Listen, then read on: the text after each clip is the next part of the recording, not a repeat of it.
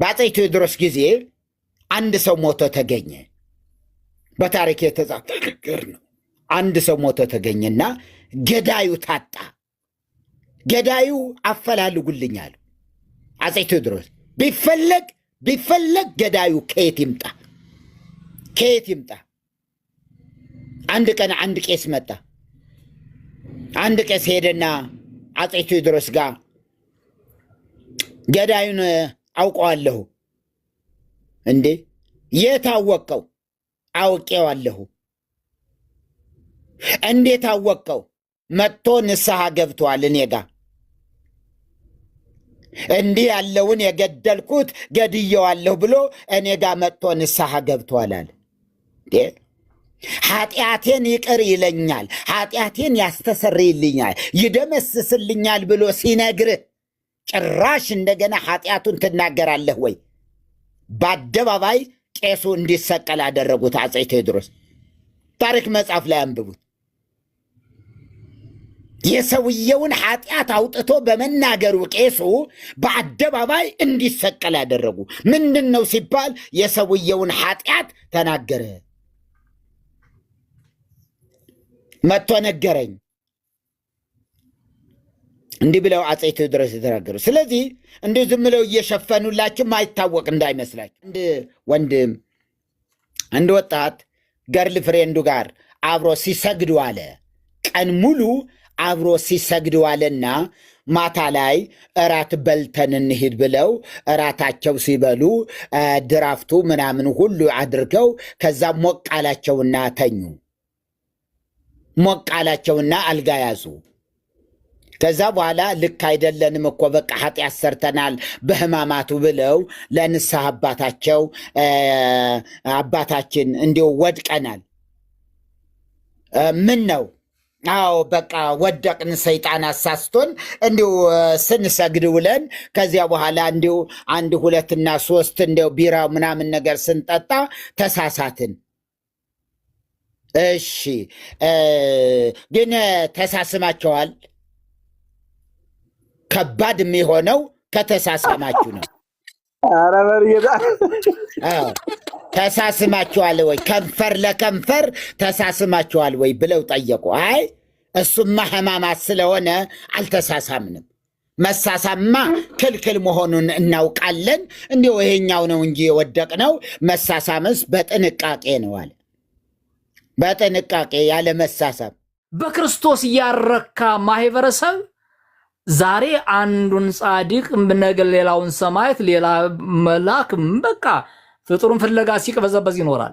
በፍጡር ደግሞ የሚታመን የተረገመ ይሁን ተብሎ ተጽፏል። አቅም ያላቸው ደግሞ እንደምንም በቃ ታግለው የዘላለም ሕይወት አይገኝም።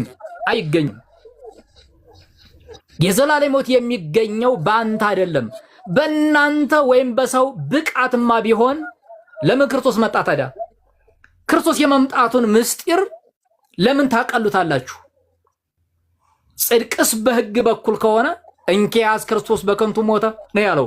እንኳን እንደዚህ ዝም ብሎ ከሕግ ውጭ የሆነ ነገር ይቅርና በመጽሐፉ በሕጉ የተቀመጠውን እንኳ በመፈጸም የዘላለም ሕይወት አይገኝም። ይሄ እኮ ቅድም መርጌታ ሲናገሩት እንደነበረው ደብተራ ወለድ እዚሁ የተፈበረከ እንጂ በሕግም የለም በአዲስ ኪዳንም የለም።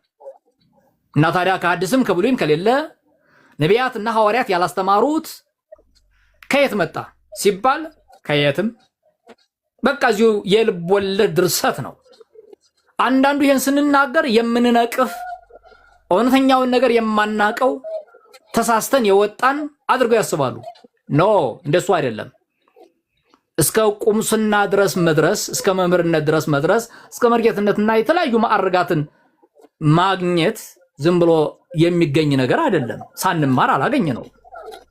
ነገር ግን ክርስቶስ ኢየሱስ በትክክል ሲበራልን ሐዋርያው ቅዱስ ጳውሎስ ከስጋና ከደም ጋር አልተማከርኩም እንዳለ እውነተኛው ነገር ሲገባን የስጋ ፍላጎትና መሻታችንን ትተን ለክርስቶስ ወንጌል ተለይተናል። እውነታው ይሄ ነው።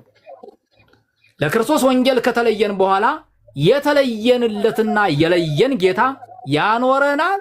እየሰበክን እንኖራለን። የተጠራ ነው ለሱ ነው። ያመለጥነው ለሱ ነው። በነገራችን ላይ እኛ ሞተን ቆይተን በህይወት የተገኘን ሰዎች ነን። ስለዚህ በህይወት ያኖረንን ነው የምናገለግለው። ከዚህ በኋላ ታስታውሳላችሁ በሉቃስ ወንጌል ምዕራፍ 15 ላይ ይሄ ልጅ ሞቶ ነበረ ሕያው ሆኗል፣ ጠፍቶ ነበረ ተገኝቷል።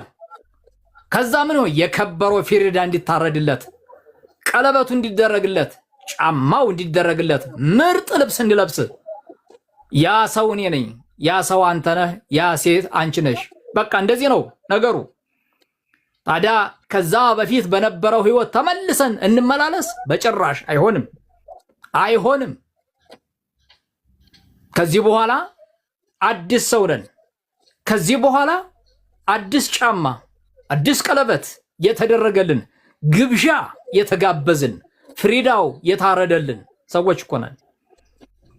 ይሄ ፍሪዳ ያላጠገበው፣ ይሄ ፍሪዳ ያላረካው ሲቅበዘበዝ ይኖራል። በዚህ ፍሪዳ ሰውነቱን ያላስደሰተ፣ ህይወቱን ያላረካ ሲቅበዘበዝ ይኖራል። እኛ ፍሪዳችን ታርዶልናል፣ ፋሲካችን ታርዶልናል፣ ረክተናል። በድግሱ እግዚአብሔር አብ ባዘጋጀው ድግስ ረክተናል። ሌላ ሆቴል ሄደን አንቀላውጥም። ሌሎች የመቀላወጫ መንገዶች ጋር እየሄድን አንቀላውጥም። ካረካችሁ እንደዛ ነው የሚሆነው። ያረካ ሰው ሲቅበዘበዝ ይኖራል። ከዛም ከዚህም ይሮጣል። ርፍ ያደረገን እግዚአብሔር አምላካችን ለዘላለም የተባረከ ይሁን። ማሳረፊያ እኮ ነው። ሃሌሉያ! ያሳርፋል ጌታ። ርፍ ነው የሚያሰኘው። በቃ አትወጡ፣ አትወርዱ፣ አትቃዡ። መቃዠት የለ፣ መባከን የለ። ርፍ ብሎ ጌታን ማምለክ። ክብር ለዘላለም ለሱ ብቻ ይሁንለት። ስለዚህ ሞቶ ነበረ አሁን ግን ሕያው ነው የተባለው ጽጌ ነው፣ ሌላ ሰው እንዳይመስላችሁ። ሞቶ ነበረ አሁን ግን ሕያው ነው፣ ጠፍቶ ነበረ ተገኝቷል የተባለው ቆሞስና ሰሎሞን ናቸው፣ እነ መርጌታ ናቸው። የዳናችሁ ማህበረሰቦች አዲሱ ኪዳን የተስማማችሁ፣ ሃሌሉያ! ተስማምቷችኋል? እግዚአብሔር ይባረክ። አዲሱ ኪዳን ተስማምቷችኋል?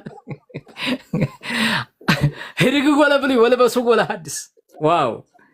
አሮጌውን አውጥታችሁ ጣሉት፣ አዲሱን ግን ልበሱት ተብለናል።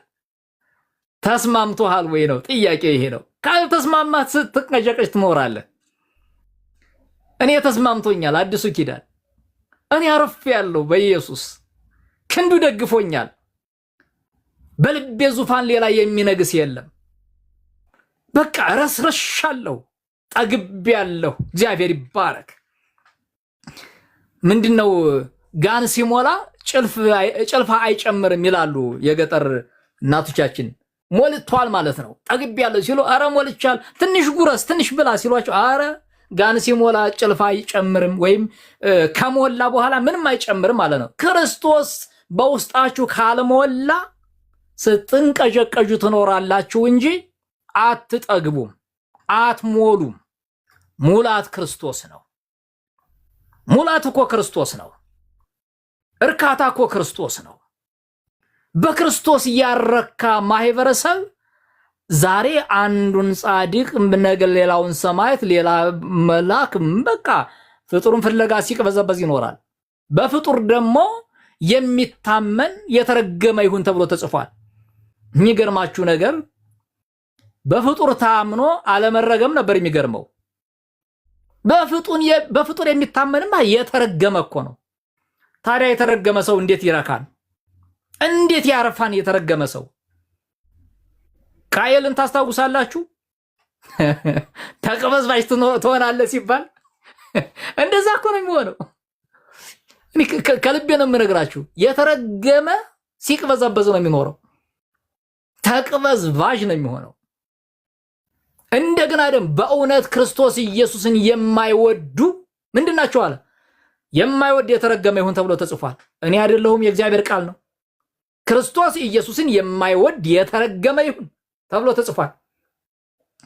ታዲያ ክርስቶስ ኢየሱስን የማይወድ ሆኖ የተረገመ ሆኖ ሲቅበዘበዝ ዓለም እየተቅበዘበዙ ዓለም መኖር እንዴት ይቻላል? ባካችሁ ከርግማናችሁ ነፃ አውጡ። እርግማናችሁ ይሰበርላችሁ፣ ቀንበራችሁ ይሰበር፣ በክርስቶስ እመኑ። ከዚህ እርግማን ነፃ የምትወጡት ክርስቶስን ስትወዱት ብቻ ነው። ምክንያቱም በክርስቶስ ኢየሱስን የማይወድ ነው የሚለው፣ የማይወድ የተረገመ ነው። እንግዲህ ምን እናድርገው? በስጋ ዝምድና የእግዚአብሔር መንግስት አይወረስ፣ በትምህርት ብዛት አይወረስ፣ በስልጣን ከፍተኛነት አይወረስ፣ በባለጸግነት ብዛት አይወረስ። ምን እናድርገው? ራሳችሁን ሲጠይቁ፣ ራሳችሁን ጠይቁ። የዓለም ቁጥር አንድ ባለጸጋ በመሆን የእግዚአብሔር መንግስት አይገባ። የዓለም ቁጥር አንድ ፈላስፋ በመሆን የእግዚአብሔር መንግስት ውስጥ አይገባ። የእግዚአብሔር መንግስት መግቢያ መንገዱ ክርስቶስ ነው። እርሱን የማይወድሳ የተረገመ ይሁን። ይኸው ቆሞስ አስቀምጠውልኛል። ጌታን ኢየሱስ ክርስቶስን የማይወድ ቢኖር ኢፍ ነው፣ ቢኖር ነው። ካላችሁ ምንም ማድረግ አይቻልም ማለት ነው። የተረገመ ይሁን ይላል። በነገራችን ላይ እኔ በዚህ ቃል ራርቼ ይህንን ቃል ማሻሻል አልችልም። ለምን በስጋ የተወለደኝ አይሆንም? ለምን በዘር የተጋመደኝ አይሆንም? ለምን ያሳደጉኝ ያስተማሩኝ ታላላቅ አባቶች አይሆኑም? ለምን በኑሮ ላይ ዋጋ የሚከፍሉ ሌሎች የተለያዩ አካላት አይሆኑም? በጭራሽ ይህንን ቃል አላሻሽለውም። ከኔ ጋር የሚስማማ አሜን ብሎ ይጻፍ። ምንም ማድረግ አይቻልም። በእውነት ክርስቶስ ኢየሱስን የማይወድ ቢኖር የተረገመ ይሁን፣ የተረገመ ይሁን። እና ታዲያ ከአምላክ ይልቅ እኔ ራርቼ ብሩክ ይሁን ልል ነው? ኢየሱስ ክርስቶስ ጌታ ነው ስትሉ የሚቃወሙ አካላት ካሉ ምንም ማድረግ አይቻልም። እዚህ እርግማን ውስጥ ስለገቡ እግዚአብሔር ሆይ ከዚህ እርግማን ገላግላቸው ብለን ከመጸለይ ውጭ ምንም ማድረግ አይቻልም። ከጠሉት ይረገማሉ። እኔ አይደለሁም ቃሉን የሚናገረው። እኔም ብናገረው አላፍርበትም። ለምንድነው የማላፍረው? ጌታዬን የማይወድ ስለሆነ። ለምንድነው የማላፍረው? ሐዋርያው ቅዱስ ጳውሎስ ስለሆነ ያስቀመጠልኝ። እውነተኛው ሐዋርያ የአሕዛብ ሐዋርያ ተብሎ የተሰየመው እንደ ዛሬ ፊክሽን የሚያወሩ አይደሉም። ትክክለኛው ሐዋርያ ከስጋና ከደም ጋር ያልተማከረው ጌታን ኢየሱስ ክርስቶስን የወደደው ከገማልያል እግር ስር ቁጭ ብሎ መማሩ ያላስኮፈሰው ያላንጠራራው እርሱ ነው የተናገረ። ታዲያ እኔ ከጳውሎስ ተሽዬ የተረገመ ይሁን የሚለውን እንዳው አለስልሼ የሆነች ነገር አልቀባባትም፣ በጭራሽ አላለባብሰው። ስለዚህ በክርስቶስ እንዳውም በዚሁ አጋጣሚ ዛሬ ሰኞ ነው አይደለ? የእርግማን ቀን ነው ታውቃላችሁ። የእርግማን ቀን እኮ ነው ዛሬ። እርግመተ በለስ ይላል። የእርግማን ቀን ነው። የበለሷ ነው የሚነበበው። ወይኔ ጌታ ኢየሱስ እንዴት ነፃ ያወጣኝ! የበለሷ እርግማን ቀን ነው ዛሬ። እና ያው በለስ ቢሂድ ብለው ደግሞ የሆነ ቡድን ይሰይማሉ የምትረገመው። እና ለማንኛውም እኛ አሁን የተረገመው ቅጠሉም አይደለም፣ ዛፉም አይደለም፣ ሀገርም አይደለም፣ ግለሰብም አይደለም፣ በክርስቶስ ያላመነ የተረገመ ነው። አለቀ። እኛ እንደ መጽሐፍ ቅዱሱ ክርስቶስ ኢየሱስን በእውነት የማይወድ ቢኖር የተረገመ ይሁን እንላለን። እርግመተ በለስ አንልም። እኛ ክርስቶስን የማይወድ ነው የተረገመው። አዎ ይሄንን ቃል ደጋግመው ፖስት ያርጉልኝ። እግዚአብሔር ባርከውት ቆሞስዬ ደጋግመው። በቃ እኔ በነገራችን ላይ የእግዚአብሔር ቃል ኮሜንት ላይ ሲቀመጥ እንዴት ደስ እንደሚለኝ ከሌላው ኮሜንት ይልቅ በቃ የእግዚአብሔር ቃል ይለጠፍበት። ምንድነው የሚጻጻፉት እያለ ሰው ይመልከተው የእግዚአብሔርን ቃል። በእውነት ክርስቶስ ኢየሱስን የማይወድ እሱ የተረገመ ነው። ታዲያ ክርስቶስን ሳይወዱ ቀርተው በእርግማን ውስጥ አለመኖር አይቻልም፣ አለመኖር አይቻልም። ምክንያቱም ይሄ እርግማን የሚሰበረው በመውደድ ነው። አያችሁ፣ ባለመውደድ ከተረገማችሁ በመውደድ ነው ነፃ የምትወጡት። ክርስቶስን ውደዱት። ክርስቶስን ስትወዱ ታዲያ ምንድነው የሚሆነው? ይሄ ርግመተ በለስ ምናምን እያላችሁ ወይም ደግሞ የይሁዳ ቀንም አለው፣ የይሁዳ ቀንም አለው፣ የሐሜት ቀንም አለ። በጌታ በኢየሱስ የሐሜት ቀንም እኮ ተመድቦለታል፣ የተማከሩበት የሚል ወዳጆች። አዎ የሐሜት ምክር አይወርድ ተብሎ እና መርጌታ እኔ ልውረድና ውሸት ነው እያለች ወይን ያለ ወይን ወንድም እህት አላቅም ከቅድም ጀምሮ ወይን ጀምራ ትሳደባለች፣ ግን ውሸት ነው ያሉት ልውረድና አስገቡትኝ። ኦርቶዶክሳዊ አእምሮ የሚሉት አስገቡትኝ። ወደ ሬተሮች ታቸውኝ ልስማ፣ እስቲ እንስማ። ነገ ቢሆን ማንሳት ክልክል ነው። ለምን? ቅዳሴ የሌለው ለምንድን ነው?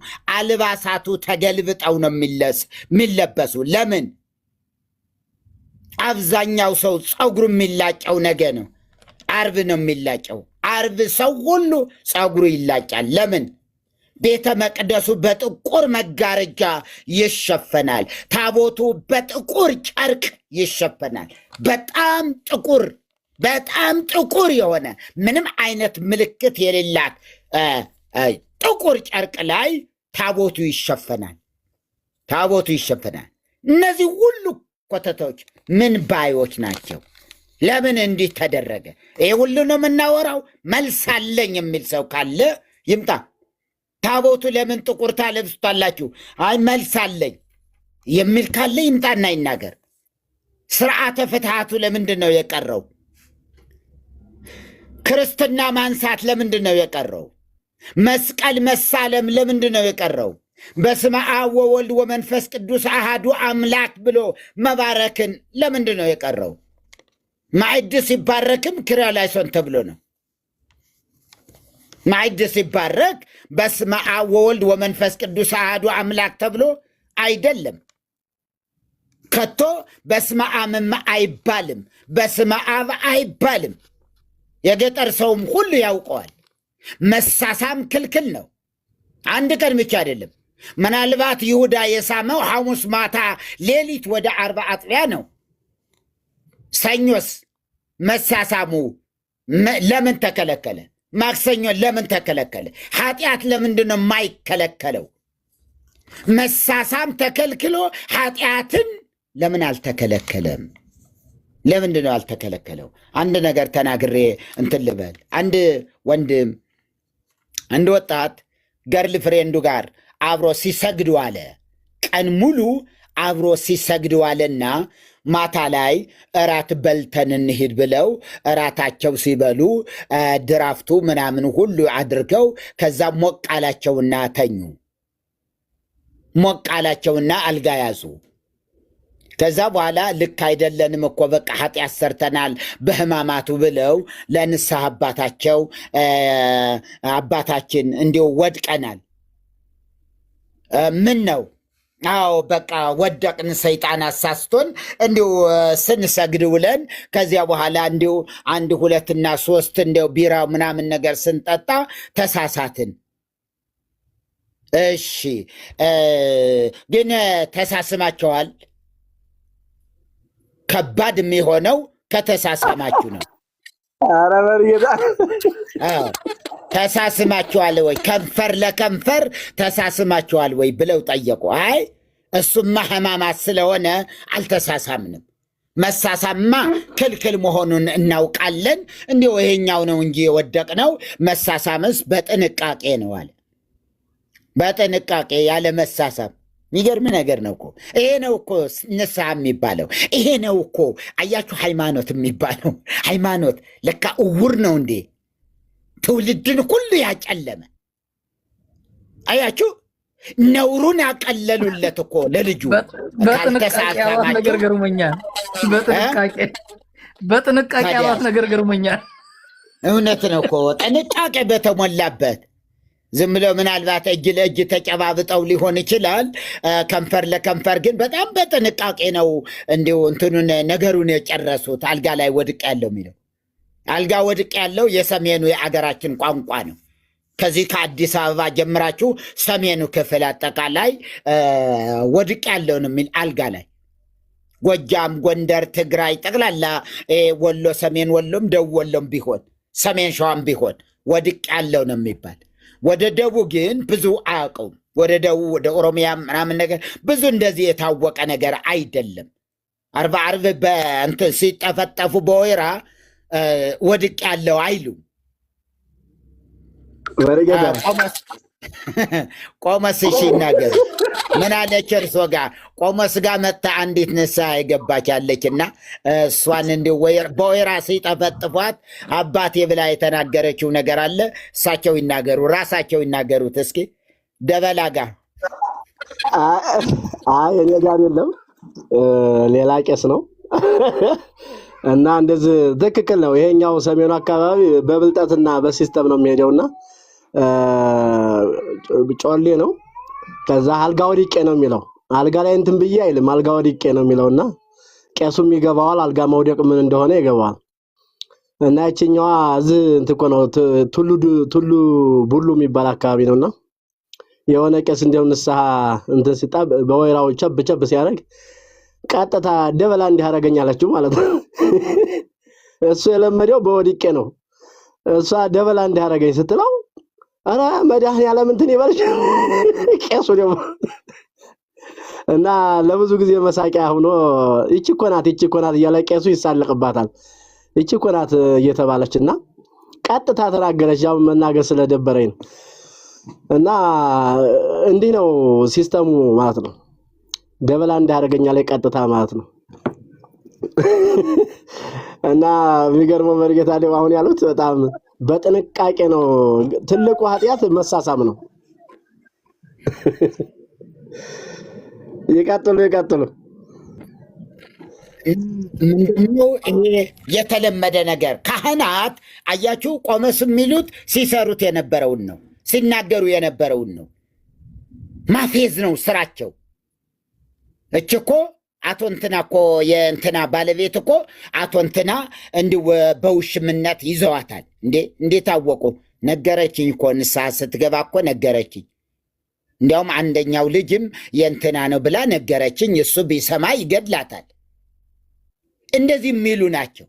ኃጢአትን ወደ ውጭ የሚያወጡ ናቸው። ከባቴ አበሳ የሆነው ክርስቶስ ብቻ ነው። ኃጢአትን የሚሸፍን መሸፈን ብቻ አይደለም፣ የሚደመስስ ነፃ የሚያወጣ። ክብር ለጌታ ይሁን። ከክስ ሁሉ ነፃ ያወጣን ጌታ ነው። ስሙ ብሩክ ይሁን። ከክስ ከህሊና ወቀሳ ሁሉ ነፃ ያወጣን ጌታ ስሙ ይባረክ። እና ካህናቶቹ መቀለጃ ነው የሚያደርጉት። አንተ ያቺ ሙሃይ እኮ ትልቋ ሙሃይ እኮ እንደ አንድ ወጣት ጎረምሳ የእንትና ልጅ እኮ አረገኝ ብለው ንስሐ ገቡ ይላል። በቃ ጨዋታ የሰው ህይወት ምንም አይመስላቸው፣ የማያወሩ ይመስላችኋል እንዴ? እንዳይመስላችሁ መሳቂያ ነው የምትሆኑ ኦርቶዶክሳውያን። የማያወሩ መስሏችሁ እህቶች፣ ከወንድሜ ከባለቤቴ ውጪ እንትና ጋር ወንድ ጋር ሂጃለሁ፣ የድሮ ፍቅረኛ ነበረኝ እና እሱ ጋር ተጋድም ያለው እሱ ጋር ወድቅ ያለው አባቴ ንስሐ ይስጡኝ ይነግርልሻል። ባለሀብት ከሆንሽ ምህረት የለውም። እንዳታደርጉ። በአፄ ቴዎድሮስ ጊዜ አንድ ሰው ሞቶ ተገኘ። በታሪክ የተጻፈ ነገር ነው። አንድ ሰው ሞቶ ተገኘና ገዳዩ ታጣ። ገዳዩ አፈላልጉልኛል። አፄ ቴዎድሮስ ቢፈለግ ገዳዩ ከየት ይምጣ? አንድ ቀን አንድ ቄስ መጣ። አንድ ቄስ ሄደና አፄ ቴዎድሮስ ጋር ገዳዩን አውቀዋለሁ። እንዴ የት አወቀው? አውቄዋለሁ። እንዴት አወቀው? መጥቶ ንስሐ ገብቷል እኔ ጋ። እንዲህ ያለውን የገደልኩት ገድየዋለሁ ብሎ እኔ ጋ መጥቶ ንስሐ ገብቷል አለ። ኃጢአቴን ይቅር ይለኛል፣ ኃጢአቴን ያስተሰርይልኛል፣ ይደመስስልኛል ብሎ ሲነግርህ ጭራሽ እንደገና ኃጢአቱን ትናገራለህ ወይ? በአደባባይ ቄሱ እንዲሰቀል አደረጉት አፄ ቴዎድሮስ። ታሪክ መጽሐፍ ላይ አንብቡት። የሰውየውን ኃጢአት አውጥቶ በመናገሩ ቄሱ በአደባባይ እንዲሰቀል ያደረጉ። ምንድን ነው ሲባል የሰውየውን ኃጢአት ተናገረ። መጥቶ ነገረኝ እንዲህ ብለው አፄ ቴዎድሮስ የተናገሩ። ስለዚህ እንዲህ ዝም ብለው እየሸፈኑላችሁ ማይታወቅ እንዳይመስላችሁ። በተገናኛችሁ ቁጥር እቤቷ በገቡ ቁጥር ምን ይላሉ? ይናገራሉ፣ ያሙሻል። እች እኮ እንትን ናት። ክብር አታገኙም። በፊታቸው ክብርን አታገኙም። ይሄ እኮ ሌባ ነው፣ እንትን ሰርቅ ያለው ብሎኛል። ይሄ እኮ አመንዝራ ነው። 17 ሴቶች ጋር የሄደ አንድ ወንድ አለ። አንድ ወዳጅ መነኩሴ ናቸው። እንዲሁ ምን አይነት ሴት ምን አይነት ወንድ እንደሆነ ይገርሞታል እኮ። ምን ልቅጣው አሉኝ። እቀጣዋለሁ፣ ግን እንደገና ሲጨርስ ደግሞ እንደገና መልሶ ይመጣል። እንዴት ነው ስለው፣ ያው እንደገና አንድ 5 ጋር እንደ ወድቅ ያለው አባቴ ንስሐ ይስጡኝ፣ እንዲህ ነው የሚል። ንስሐ ይስጡኝ ከባድ ነው በጣም። እንደዚህ ባለ መንገድ የኃጢአት ስርየት አይገኝማ። ለሰው በመናገር የኃጢአት ስርየት ሊገኝ አይችልም። እግዚአብሔር ሲደመስስ ብቻ ነው። እግዚአብሔር ይቅር ብያለሁ ካላለ በስተቀር አንተም ነገም ትንከባለላለህ፣ ዛሬም ትሰክራለህ፣ ነገ ናይት ክለብ ታድራለህ። ከዛ ደግሞ እንዲህ ነው የሚሆነው። ዕድሜ ልካችሁ እንዲህ ነው የምትሆኑ። ወደ ኢየሱስ ስትመጡ ነው ነፃ የምትወጡ። ስለዚህ የዛሬ ጥሪም ይሄ ነው። የሕማማት ስግደት ለምን አስፈለገ? ለምንድን ነው ሕማማት አሁን ብሉይ ኪዳን ላይ ነው ያለችው? የኢትዮጵያ ኦርቶዶክስ ተዋሕዶ ቤተክርስቲያን ብሉይ ኪዳን ከትናንት እሁድ ከሰዓት በኋላ ጀምሮ ብሉይ ኪዳን ገብቷል። ብሉይ ኪዳን ገብቷል። እስከ መቼ ድረስ? እስከ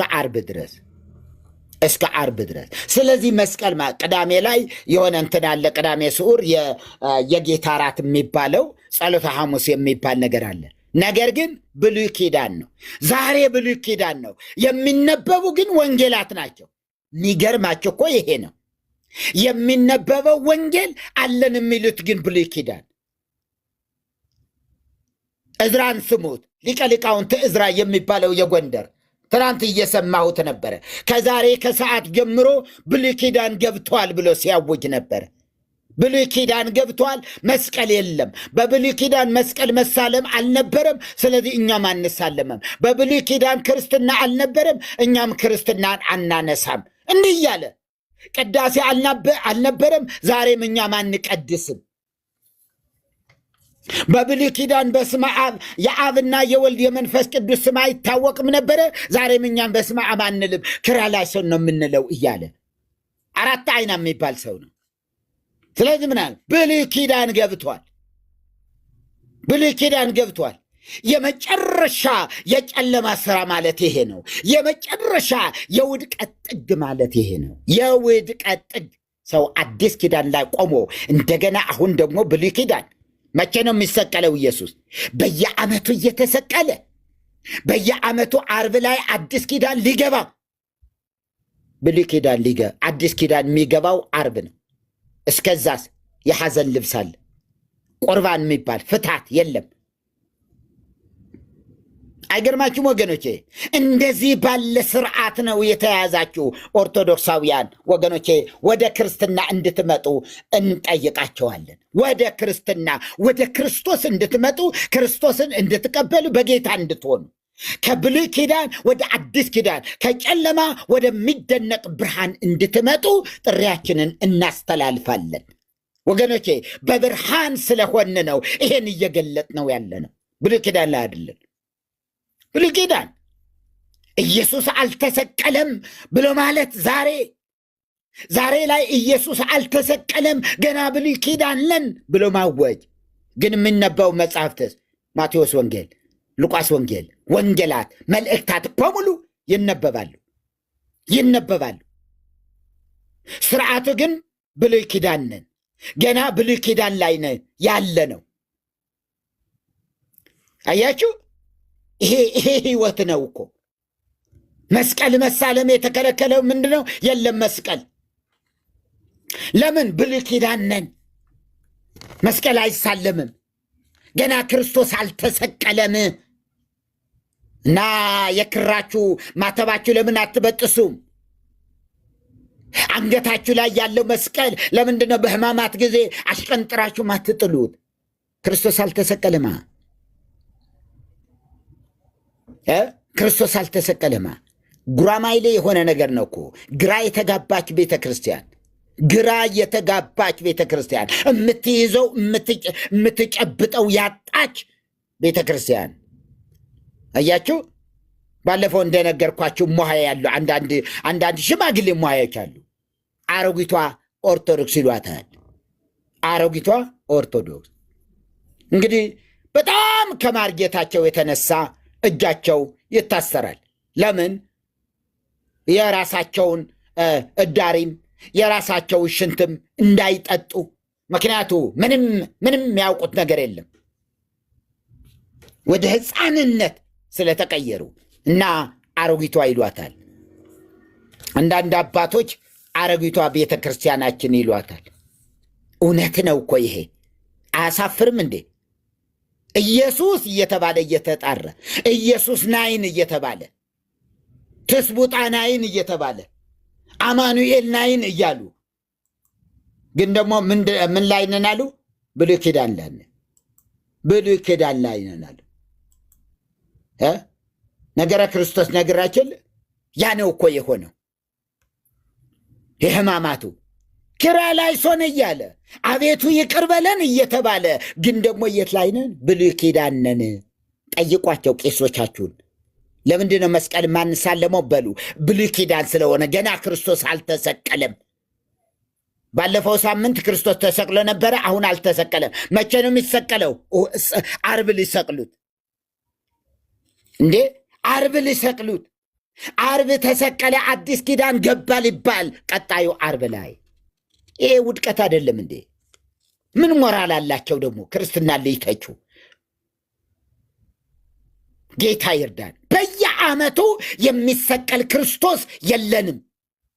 በየዓመቱ የሚሰቀል የሚሰቃይ የሚሞት ክርስቶስ የለንም ወገኖቼ።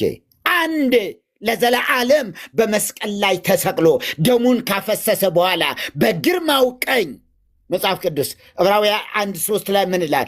በኃጢአታችንን በደሙ ካነጻ በኋላ ኃጢአታችንን በራሱ ካነጻ በኋላ በግርማው ቀኝ ተቀመጠ። አለቀ፣ ተቀመጠ። በየዓመቱ እየመጣ ሊሰቀል፣ በየዓመቱ እየመጣ የሚሰቀል ክርስቶስ፣ ዓርብ እየመጣ የሚሰቀል ክርስቶስ የለንም። ዓለም እንደዚህ አይነት ክርስቶስን አያውቅም። ዓለም እንደዚህ አይነት ክርስቶስ፣ እንደዚህ አይነት ክራይስት የለም ወገኖቼ። በጣም የውድቀት ጥግ ላይ ነው እኮ ያለ ነው። ምድራችን እኮ ይሄ ነው እኮ የሆነችው እኮ። ክርስትና የሚባል ክርስትና የሌለበት የለማ። ክርስትና ከየት ይምጣ? የጦርነት አገር፣ የረሃብ አገር፣ የውድቀት አገር የሆነችው እኮ በእነዚህ ካህናት ምክንያት ነው እኮ። ጦርነት የሚመጣው በማን ነው? በቤተ ክርስቲያኒቱ አዝማችነት። ምን ልበላችሁ? ቤተ ክርስቲያኒቱ በምታዘምተው ዘመቻ እያንዳንዱ ካህን እንግዲያስ፣ ዘፋኞች በሙሉ ንስሐ ግቡ። የሚዘፍን ሰው ቤተ ክርስቲያን አይገባም። የሚዘፍን ሰው ለዘፋኝ መስቀል አናሳልምም ብትል፣ ለዘፋኞች የቀብር ቦታ አንሰጥም ብትል፣ አያችሁ፣ ለዘፋኞች ናይት ክለብ ለሚያድሩ ለሰካራሞች፣ ለሽፍቶች፣ ለወንበዴዎች፣ ለነፍሰ ገዳዮች ቦታ የለንም፣ የቀብር ስነ ስርዓት አናስፈጽምም ብትል በምድራችን ጦርነት ይጠፋ ነበር። አገራችን የሰላም አገር ትሆን ነበረ። በእውነት ሰላም ትሆን ነበረ። ግን የጦርነቱ ዋና ሞተር የሆነ ግን ካህናት ናቸው። አይዞህ እያሉ በመስቀላቸው እየባረኩ የሚሰዱ፣ በመስቀል እየባረኩ ጥይት በመስቀል የሚባርኩ፣ ሽጉጥ በመስቀል የሚባርኩ፣ ድንጋይ በመስቀል የሚባርኩ አቡነ ቀውስጦስ ሲሐረሩ ታውቃላችሁ። በታሪክም ሰምታችኋል። ጋዜጣ ላይ ወጥቷል። አደባባይ ላይ ነው የወጣው። ወጣቱ በሙሉ ድንጋይ ይዞ መጣና ፊታቸው ላይ አስቀመጠው። ከዛስ ባረኩት በመስቀል መሬት ላይ ጠብ እንዳይል እያንዳንዱ ድንጋይ የመናፍቃንን አናት ምን እንዲብስ እንዲያፈርስ አያችሁ፣ አይኑን እንዲያፈርጠው ጥርሱን እንዲሰብረው ባርኬዋለሁ አሉ። ባርከው ሰጡ። የተቆለለ ድንጋይ እንዳይመስላችሁ በሉ ያዙና ሂዱ አሉ። ባርከው ሰጡ። ፍርድ ቤት 6 ዓመት ነው የቆዩት። ሐረር መድኃኔ ዓለም የነበረ የተሃድሶ እንቅስቃሴ የምታውቁ ሰዎች ካላቸው አላቸው። አያቸው፣ ይሄ እነዚህ ናቸው የአባትነት ካባ ለብሰው ቀሚስ ብቻ አጥልቀው ውስጣቸው ግን ተኩላ የተለሰነ መቃብር የሚላቸው ኢየሱስ ውስጣቸው የተለሰነ መቃብር።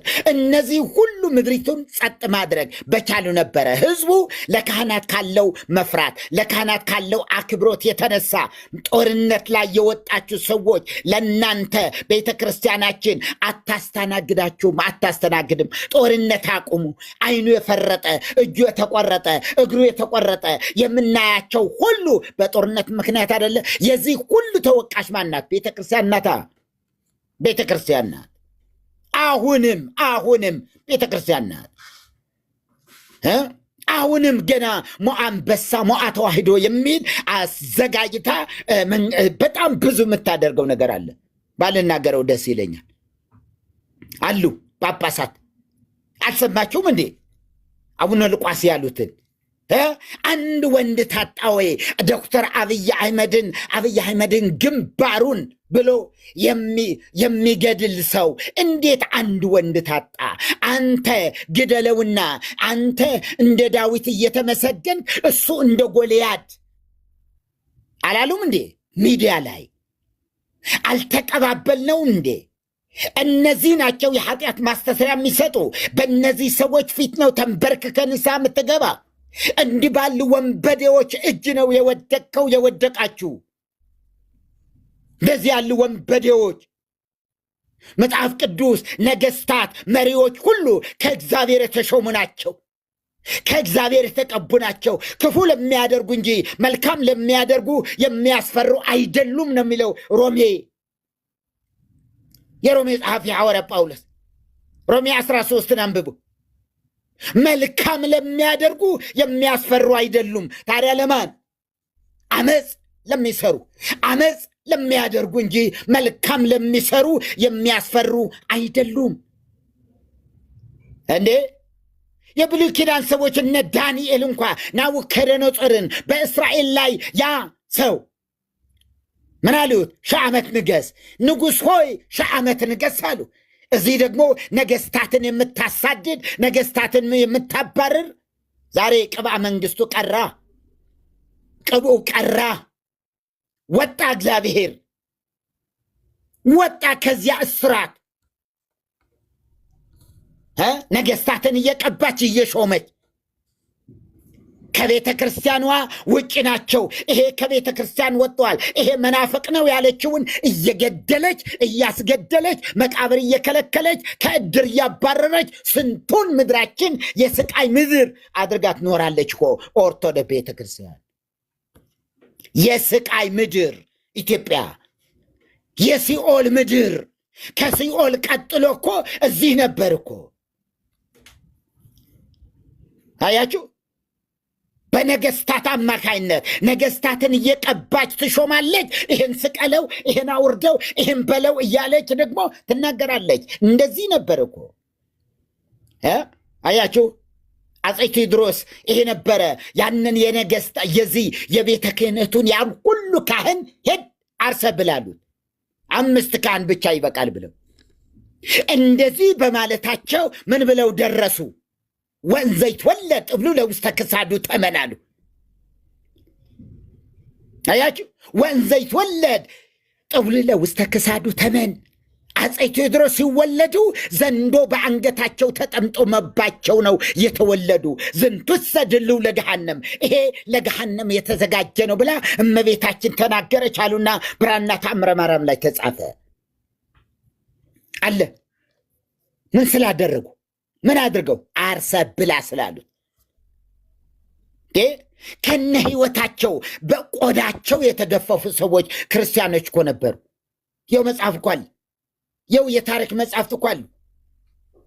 የታሪክ መጽሐፍት አሉ ወገኖቼ። ከመቃብር ወጥተው ምን ያሉ የተሰቀሉ ሰዎች አሉ። ከመቃብር አውጥተው አታስታውስም እንዴ? የዚህ ማነው አንድ ንጉሴ ሮባ የሚባል አገልጋይ ንጉሴ ሮባ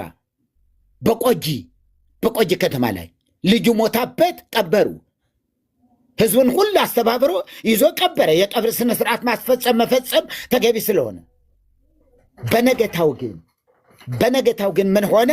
በአደባባይ ላይ በገበያ ስፍራ ላይ በእንጨት ተንጠልጥላ ታየች። ከመቃብር አውጥተው የንጉሥ የሮባ ልጅ ያው ሶል ያውቀዋል። እነማን ናቸው እነዚህ? ኦርቶዎች ናቸዋ። ኦርቶዎች ምን እንትን አላቸው። በጣም የሚገርም ነገር ነው እኮ አንጠልጥለው። ከዛስ ና ልጅህ በመስቀል ላይ እዚህ ገበያው እንትኑ ላይ እዛ ተንጠልጥላለች፣ አንጠልጥለዋታል። አንገቷን እንትን አድርገውና ናና ልጅህን ቅበር አሉት። እኔ ልጄን ቀብር ያለው ትናንት፣ ዛሬ የምቀብረው ሌላ ልጅ የለኝም። ዛሬ ብቀብር እንደገና ማዘጋጃ ቤት ሄዶ ቀበራት። ማዘጋጃ ቤት ማን ነው ይሄ? ኦርቶዶክስ። ይህን ያደረገው ማን ነው? ኦርቶዶክስ። ደቂቀ እስጢፋኖስን አታዩም እንዴ? ምላሳቸው የተቆረጠ ኢየሱስ ጌታ ነው ያሉ ምላሶች ሁሉ ኢትዮጵያ ውስጥ ተቆረጡ። ኢየሱስ ጌታ ነው ብለው የጻፉ እጆች ሁሉ ተቆረጡ። እስኪ ይህን ሞግቱኝ፣ ኑ እስኪ ሞግቱኝ። ፕሮፌሰር ጌታቸው ኃይሌ የጻፉትም እዩ። በሕገ አምላክ የሚለው የአዲስ አበባ ዩኒቨርሲቲ እዛ ነው እንትን የሚለው እዩት። ከነ ህይወታቸው ቆዳቸው ተገፈፈ። በገዛ ቤታቸው በገዛ አገራቸው እትብታቸው በተቆረጠበት ከውጭ የመጡ አይደሉም፣ እዚሁ አገር የኖሩ ናቸው። ግን ጴንጤ ናቸው በሚል ለዘመናት የኢትዮጵያ ምድር የለቅሶ የክርስቲያኖች የለቅሶ እንትን ነበረች። ዛሬ እግዚአብሔር ይመስገን የአፄዎች መንፈስ እግዚአብሔር ወጋው። የአፄዎችን መንፈስ እግዚአብሔር አፈረሰው። አሁን ብቻ የቀሩ አለ። አያችሁ፣ ራሷ ያልቀባችው ሰው ሲነሳ መናፈቅ ነገሰ። የመናፈቅ ዘመን። ዶክተር አብይ መናፈቅ ነው። የምን መናፈቅ? የኢትዮጵያ ጠቅላይ ሚኒስትር ናቸው። የትኛውንም ሃይማኖት አይወክሉም። ሃይማኖት ሳይሆን አገርን ወክለው እያስተዳደሩ ያሉ ወንድም ናቸው። ይቅርታ አድርጉልኝ፣ ይሄ እንትን ፖለቲካ አይደለም። ጌታ ይርዳል። በቃ እውነት ስለሆነ ነው። እውነቱን እውነት እንበል።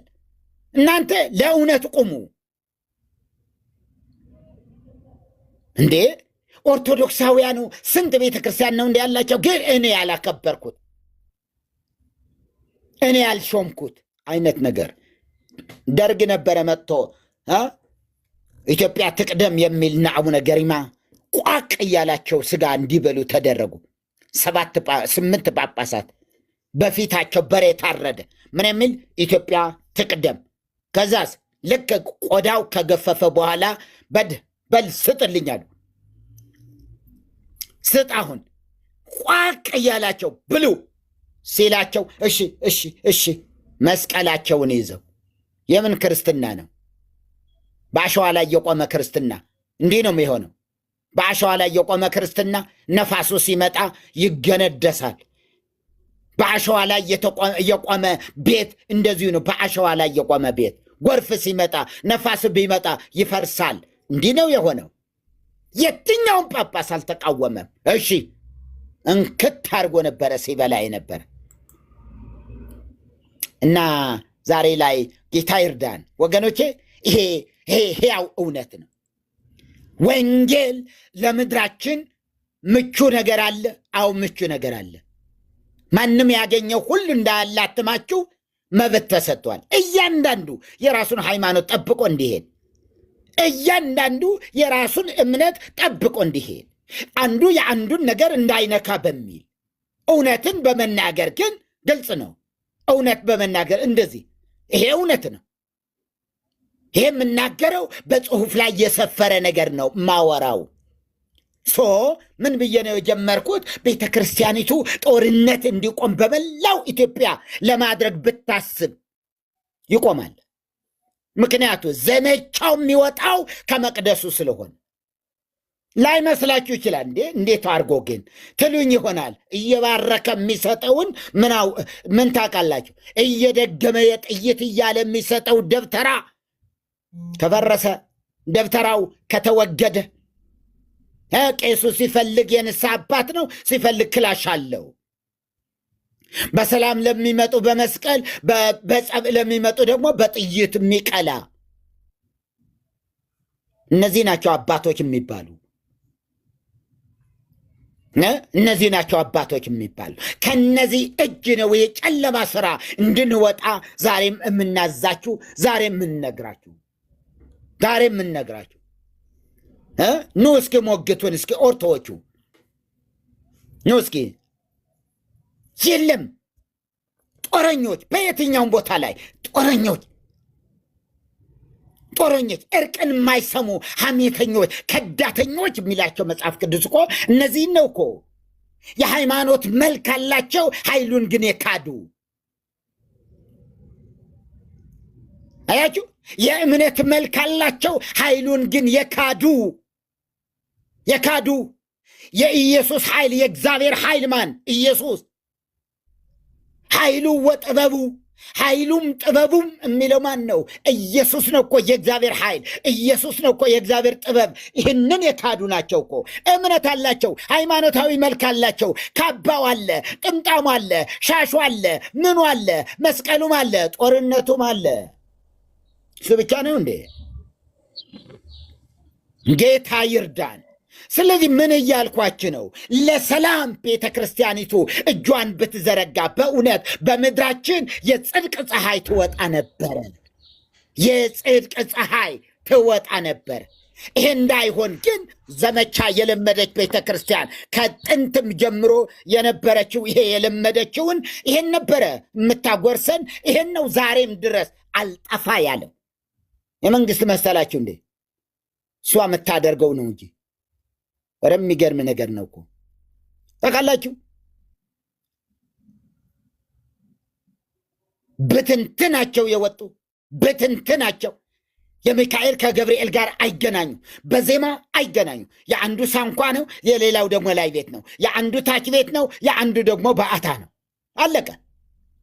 የአንዱ አጫብር ነው፣ አንዱ ደግሞ በቃ እንደዚህ ቤተልሔም ነው፣ አንዱ ቆሜ ነው። ማት የዜማ አይነት አለ። ብትንትኑ የወጣ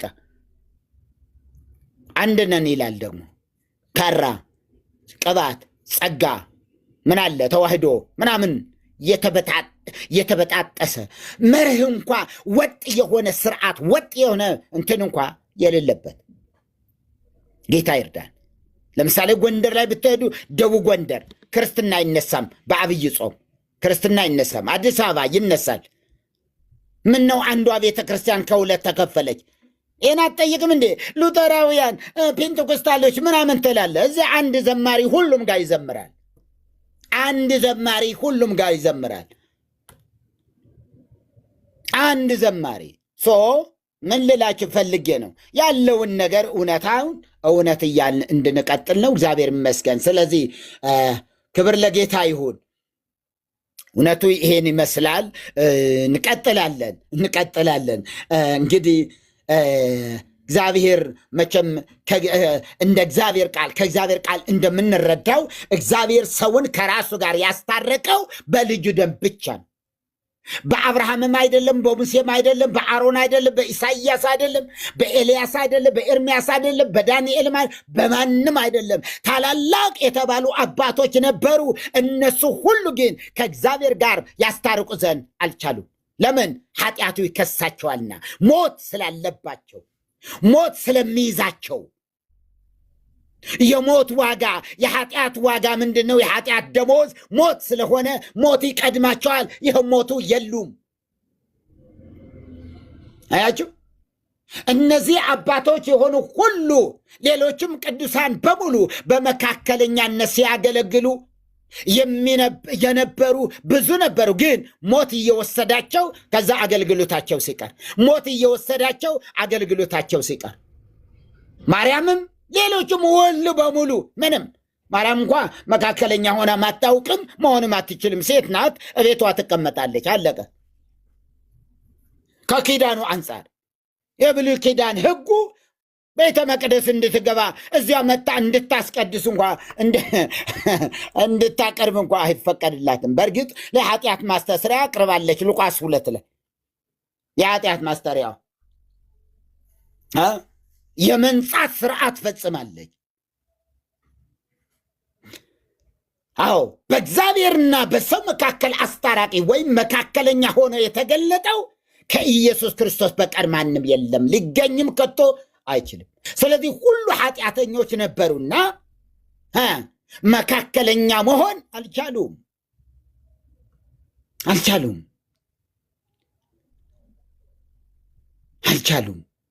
እግዚአብሔር የተባረከ ይሁን። ስለዚህ ዛሬ እንግዲያስ እኛ ደስተኞች ነን፣ እግዚአብሔር ይመስገን። ሰዎች እያዘኑ ነው፣ ከዓለም ጋር ሰዎች እያዘኑ ነው። ገና ብሉይ ኪዳን ወጡ፣ ከአዲስ ኪዳን ወጡ።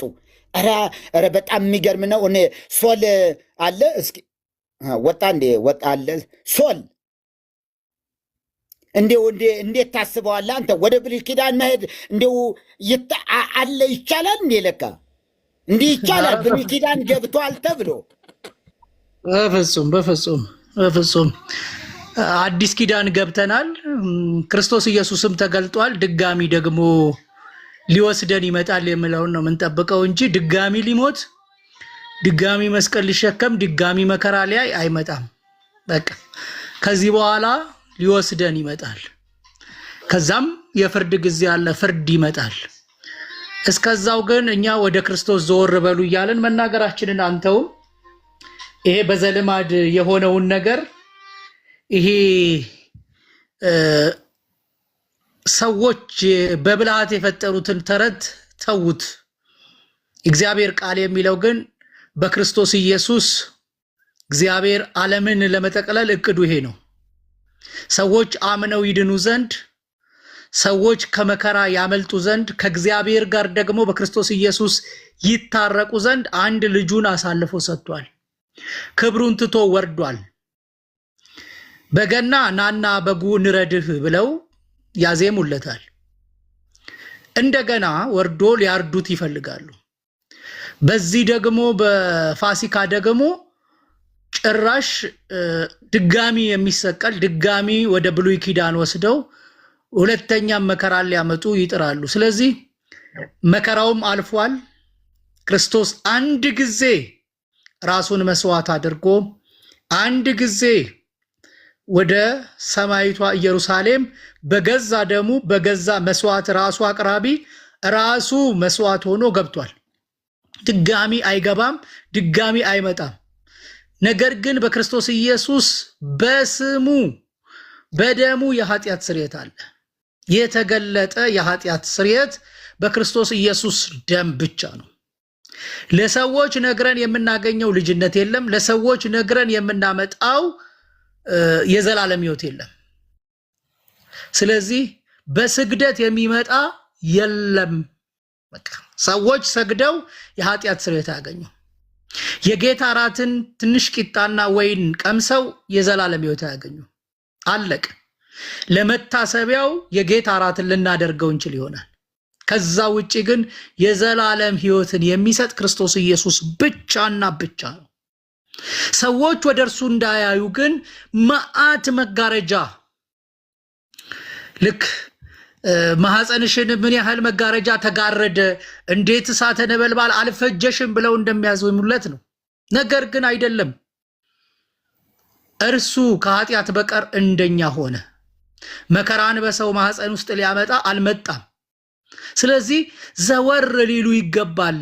ከሰዎች ድጋፍ በሰዎች ከመታመን ወደ ክርስቶስ ሊመጡ ይገባል። ሸምበቆን ከመደገፍ ወደዚህ ሊመጡ ይገባል። ምናልባት ድምጼ ይሰማ ይሆን? ተቋርጦ ከሆነ እስቲ ትነግሩኛላችሁ። ይሰማል?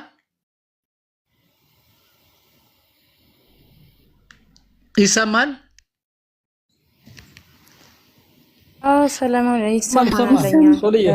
ሰላም ይሰማል።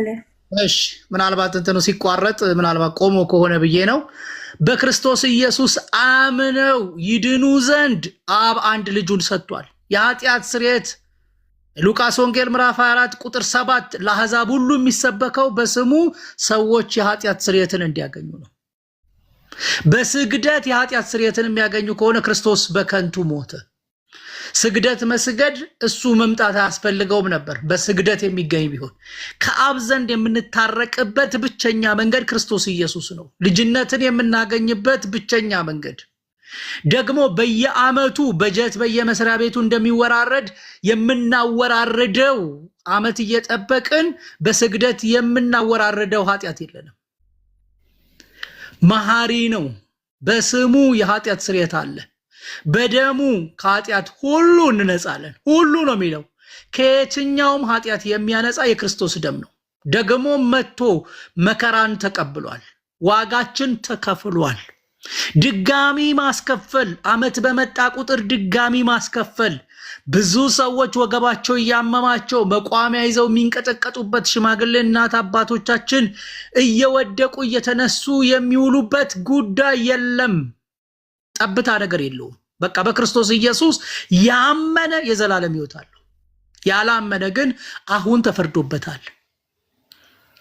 ቤተክርስቲያኒቱ ይሄንን ወንጌል ለምን ሸፈነችው ብለን ስንል የገቢ ምንጭ ስለሆነ፣ ሌሎች አማልክቶችን መሰብሰብ፣ ሌሎች አዳኞችን መጥራት፣ ሌሎች ዝክሮችን ማድረግ፣ ሌሎች መስዋዕቶችን መሰዋት እነኚህ የገቢ ምንጭ ስለሆኑ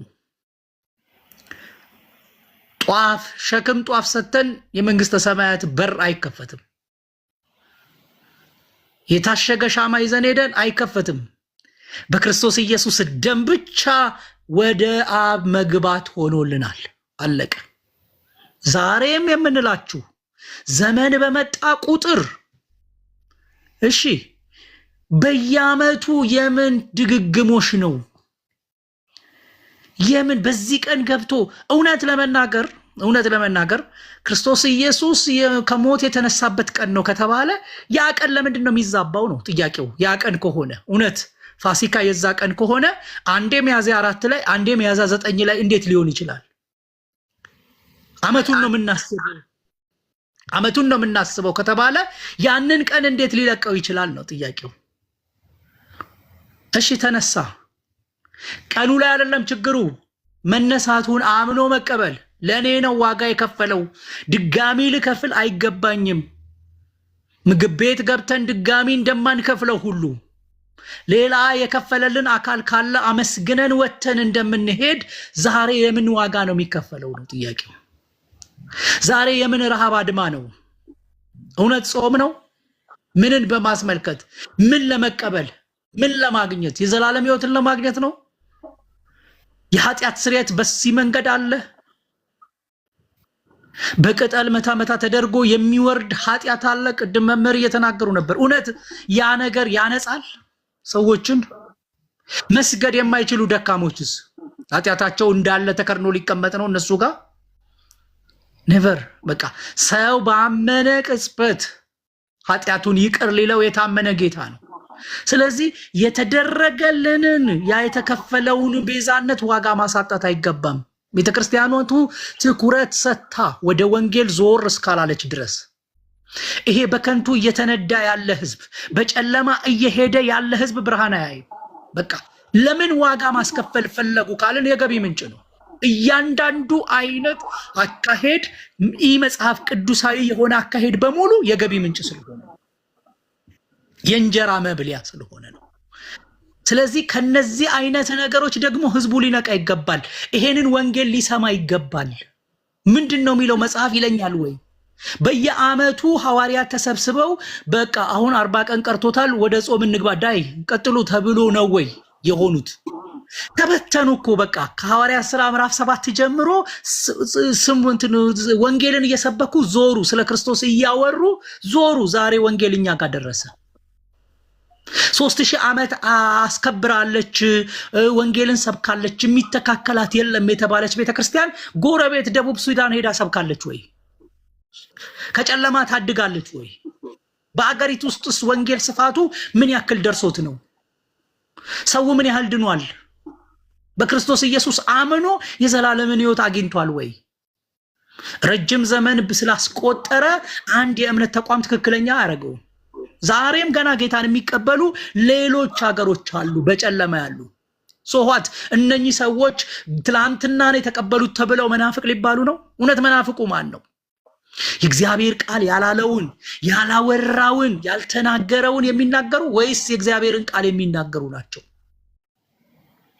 ጳውሎስን እኮ የናዝራውያንና የመናፍቃን መሪ ሆኖ አግኝተነዋል አሉ። የሀገራችን ፈሪሳውያን ደግሞ ወንጌል ሲሰበክ ይሄ ሰውዬ የናዝራውያን መሪ ነው፣ ይሄ መናፍቅ ነው ተብሎ ጣት ይጠቁማሉ። ማን ነው መናፍቁ? ኢየሱስ ክርስቶስ ጌታ ነው ብሎ የተናገረው ነው መናፍቅ? ወይስ ያልተጻፈ ያልተደረገ ላሞች ሁሉ ኦርቶዶክስን ያምናሉ ብሎ የሚናገረው ነው? ላሞች ሁሉ የእግዚአብሔር ተከታይ ናቸው ብሎ የሚያስተምር መናፍቁ የቱ ነው መናፍቁ? ሳር በቀለባቸው ዛፍ በቀለባቸው መምሬንትና ሲጸልዩ በአባንትና ሲጸልይ ይሄ ነው ወይ መጽሐፍ የሚለን? ይሄ ነው ወይ መጽሐፍ ቅዱስ ሲገለጥ ዛፍ በቀለ አባ ኪሮስ ላይ አንገቱ ላይ በቀለ? እንደዚህ አይነት ተረት እስከ መቼ ነው የሚያስኬዳችሁ? እንደዚህ አይነት ይሄ በቃ ሰው ሲሰማው እንኳን ህፃናት እንኳን ሊያምኑት የማይችሉት ተረት ነው ወይ የሚያሳምነው? ክርስቶስ ኢየሱስ ዋጋ ከፈለ፣ በቀራኒዮ መስቀል ተሸክሞ ስለናንተ ዋጋ ከፈለ የሚለው ነው የሚያሳምነው? ወይስ ሳር በቀለ ዛፍ በቀለባቸው ያንን ነቅለው ተነሱ? እንደዚህ አይነት ተረት ምን ያጋድመዋል ሰውየው ራሱ ሲጀመር? እንደዚህ አይነት ተረት እንደዚህ አይነት በቃ መጽሐፍ የማይሰለቻቸው ያንን ማናገር የማይሰለቻቸው ትውልዶች ናቸው ያሉት አሁን። በቃ ይሄንን ልትተውት ይገባል። ለመሪዎቻችሁ ንገሯቸው። እንደዚህ አይልም መጽሐፍ። ስለ ክርስቶስ ነው የሚያወራው። ወንጌል ስለ ልጁ ነው። ሮሜ 1 ወንጌል ስለ ልጁ ነው ይላል። ወንጌል ስለ እናቱ ነው አይልም። ወንጌል ስለ ሰዎች ነው አይልም። ወንጌል ስለሆኑ ሆነ ወቅት ስለተነሱ ነው አይልም። ወንጌል ስለ ልጁ ነው። ወንጌል ስለ እስጢፋኖስ አይደለም። እስጢፋኖስ ወንጌልን ሰርቷል በትክክል። ወንጌል ግን ስለ እስጢፋኖስ አይደለም የተጻፈው። ወንጌል በክርስቶስ ኢየሱስ አምነው ሰዎች ይድኑ ዘንድ በዛ ውስጥ ስላለፉ ሰዎች ተጽፎ ሊሆን ይችላል። ዋናው አስኳሉ ግን ኢየሱስ ክርስቶስ ነው፣ የዘላለም ሕይወትን ሊያሰጥ የሚችለው። ተራራ ላይ ወጥቶ ቤተክርስቲያንን እዛ ደርሶ ስለመጣ የአቴንዳንስ አምላክ አይደለም። እግዚአብሔር አይመዘግብም አቴንዳንስ። ምን ሰምቶ መጣ? በምን ታንጾ መጣ? እምነት ከመስማት ነው፣ መስማትን በእግዚአብሔር ቃል ነው እንደሚል ያንን ሰምቶ መዳንን ይጠይቃል።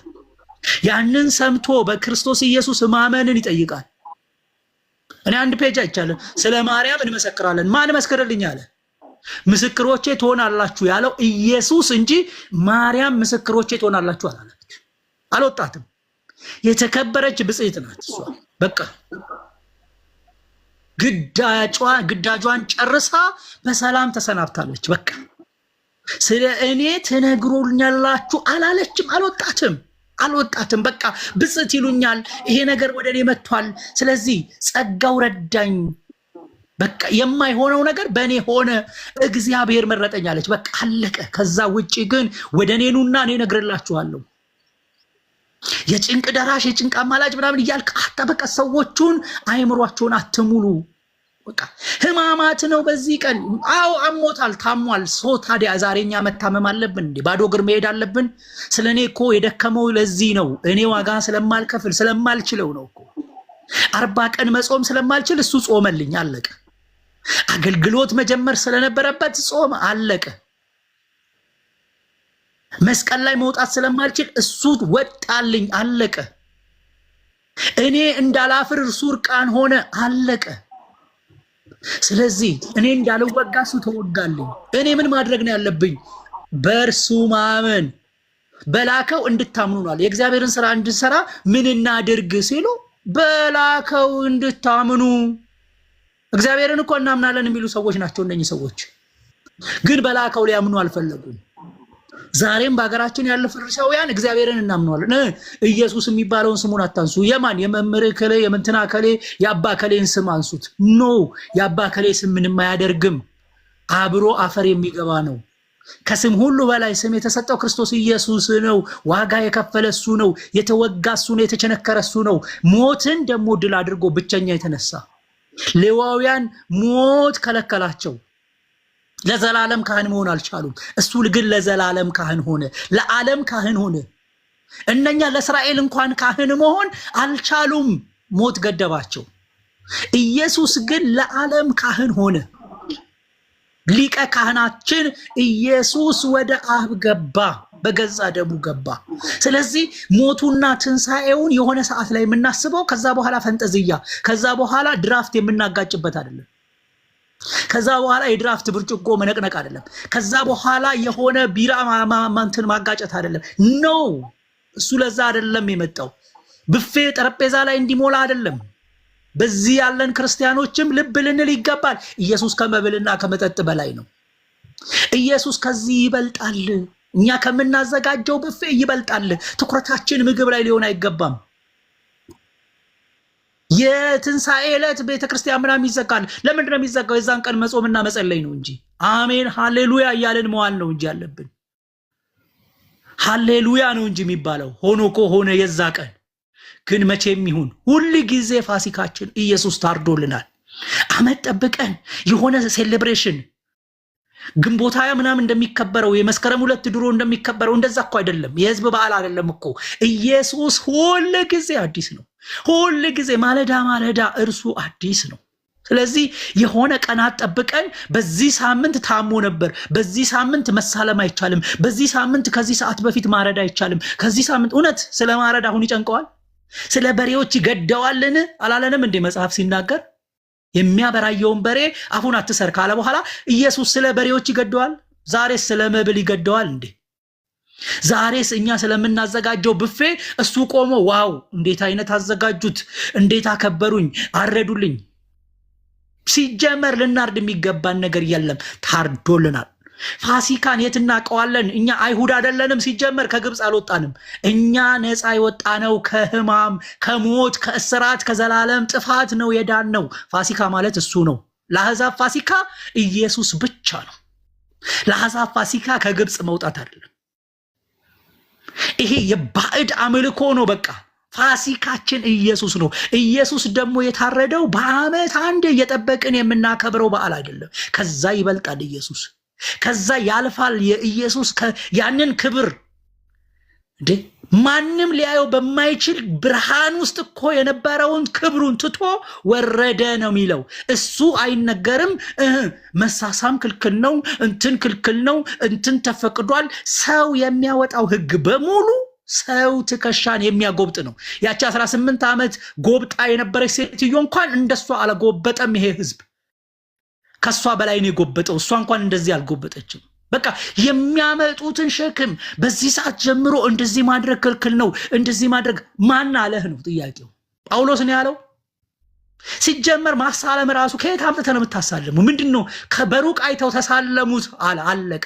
ሊያገኙት አልቻሉም፣ ፈለጉት ነው እንጂ ይሄ መተህ የምትሳለመው እንጨት አምጥተህ አይደለም። ከዛ ይበልጣል ኢየሱስ፣ ከዛ ይበልጣል ያዋጋ። ያ ግርፋቱ እንዲቀልድ አይደለም። እናንተ እንደምትጫወቱበት ረግጣችሁት እንደምታልፉት አይደለም።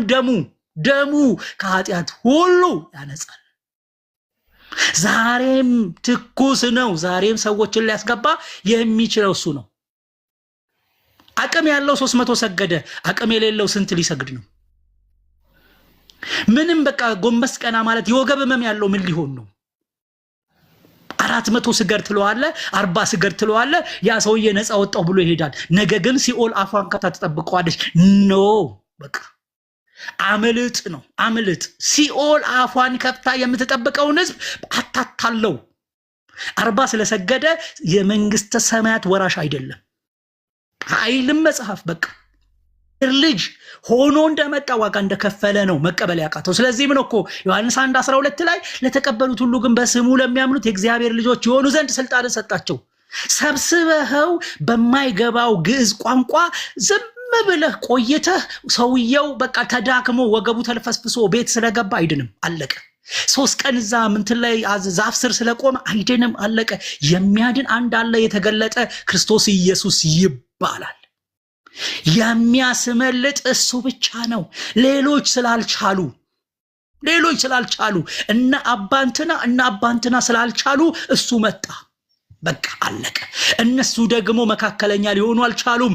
ብዙ ሰው አለ፣ አንድ እግዚአብሔር አለ። በሰውና በእግዚአብሔር መካከል ኢየሱስ ክርስቶስ አለ። በቃ ስለዚህ ኢየሱስ በዓመት አንድ ጊዜ የተፈጸመ ጉዳይ አይደለም የሚያወራልን። በቃ ያ ድነት ለዘላለም ይሰራል። የሆነ ወራት ጠብቀን ሴሌብሬሽን አይደለም፣ የሆነ ሴሌብሬት የምናደርገው ጉዳይ አይደለም። ሁላችን ክርስቲያኖች ልብ ልንል የሚገባን ከድግስ ያልፋል ነው። በቃ እነሱ ስላረዱ እኛ ተጋድለን የምናርድበት፣ እኛ ደም የምናፈስበት፣ ይሄ እንደውም ባዕድ አምልኮ ነው። አለቀ። እወቁት። ከፈለጋችሁ አንድ ቀን ቀደም ብላችሁ፣ ከፈለጋችሁ አንድ ቀን አሳልፋችሁ ረዱት፣ ችግር የለውም። ግን ሰዎች እያረዱ ከሚያከብሩት ጋራ ትብብር አያስፈልግም። በቃ እኛ ከታረደው በግ ከኢየሱስ ጋር ነው ጉዳያችን። አለቀ። ይሄ በዘልማድ ከሚደረግ ነገር መውጣት ያለበት ነው። ይሄ ትውልድ ከዘልማድ መውጣት አለበት። ሰዎች በብልሃት ከፈጠሩት ተረት መራቅ አለበት። በቃ እንዲህ ከተደረገ እንዲህ ይሆናል፣ እንትን ከቀመስክ ጉድ ፈላ። ወተት በነካው ማንኪያ ተማስሎ ቢጠጣ ዛሬ ጉድ ፈላ፣ በቃ ጾሜ ገደፈ ይላል። ድራፍቱን ግን በላይ ሲጨልጠው ጾሜ ገደፈ አይልም፣ ይጨልጠዋል። የቱ ነው የሚበልጠው? የቱ ነው የእግዚአብሔርን ክብር ሊያሳጣ የሚችለው? በሰዎች ዘንድ ያለውን ክብር ሊገፋ የሚችለው ማን ነው? የትኛው ነው? ወተቱ ነው? እውነት ይሄንን ይመስላችኋል? እውነት እግዚአብሔር በዚህ ጉዳይ ላይ ነው ሐሳቡ? እውነት ስለ አንድ ልጁ ይሄንም ያስጨንቀው? እውነት ጾም ይሄ ነው? እውነት ስግደት ይሄ ነው? እውነት ይሄ ነው? እግዚአብሔር መንፈስ ነው፣ የሚያመልኩትን በእውነትና በመንፈስ ሊሰግዱለት ይገባቸዋል። የሚሰግዱለትም ስግደት በስጋ አይደለም። ስግደቱ ምንድን ነው? የዘላለም ሕይወት ማግኛ አይደለም። የዘላለም ሕይወት የሚሰጥ ኢየሱስ አለ።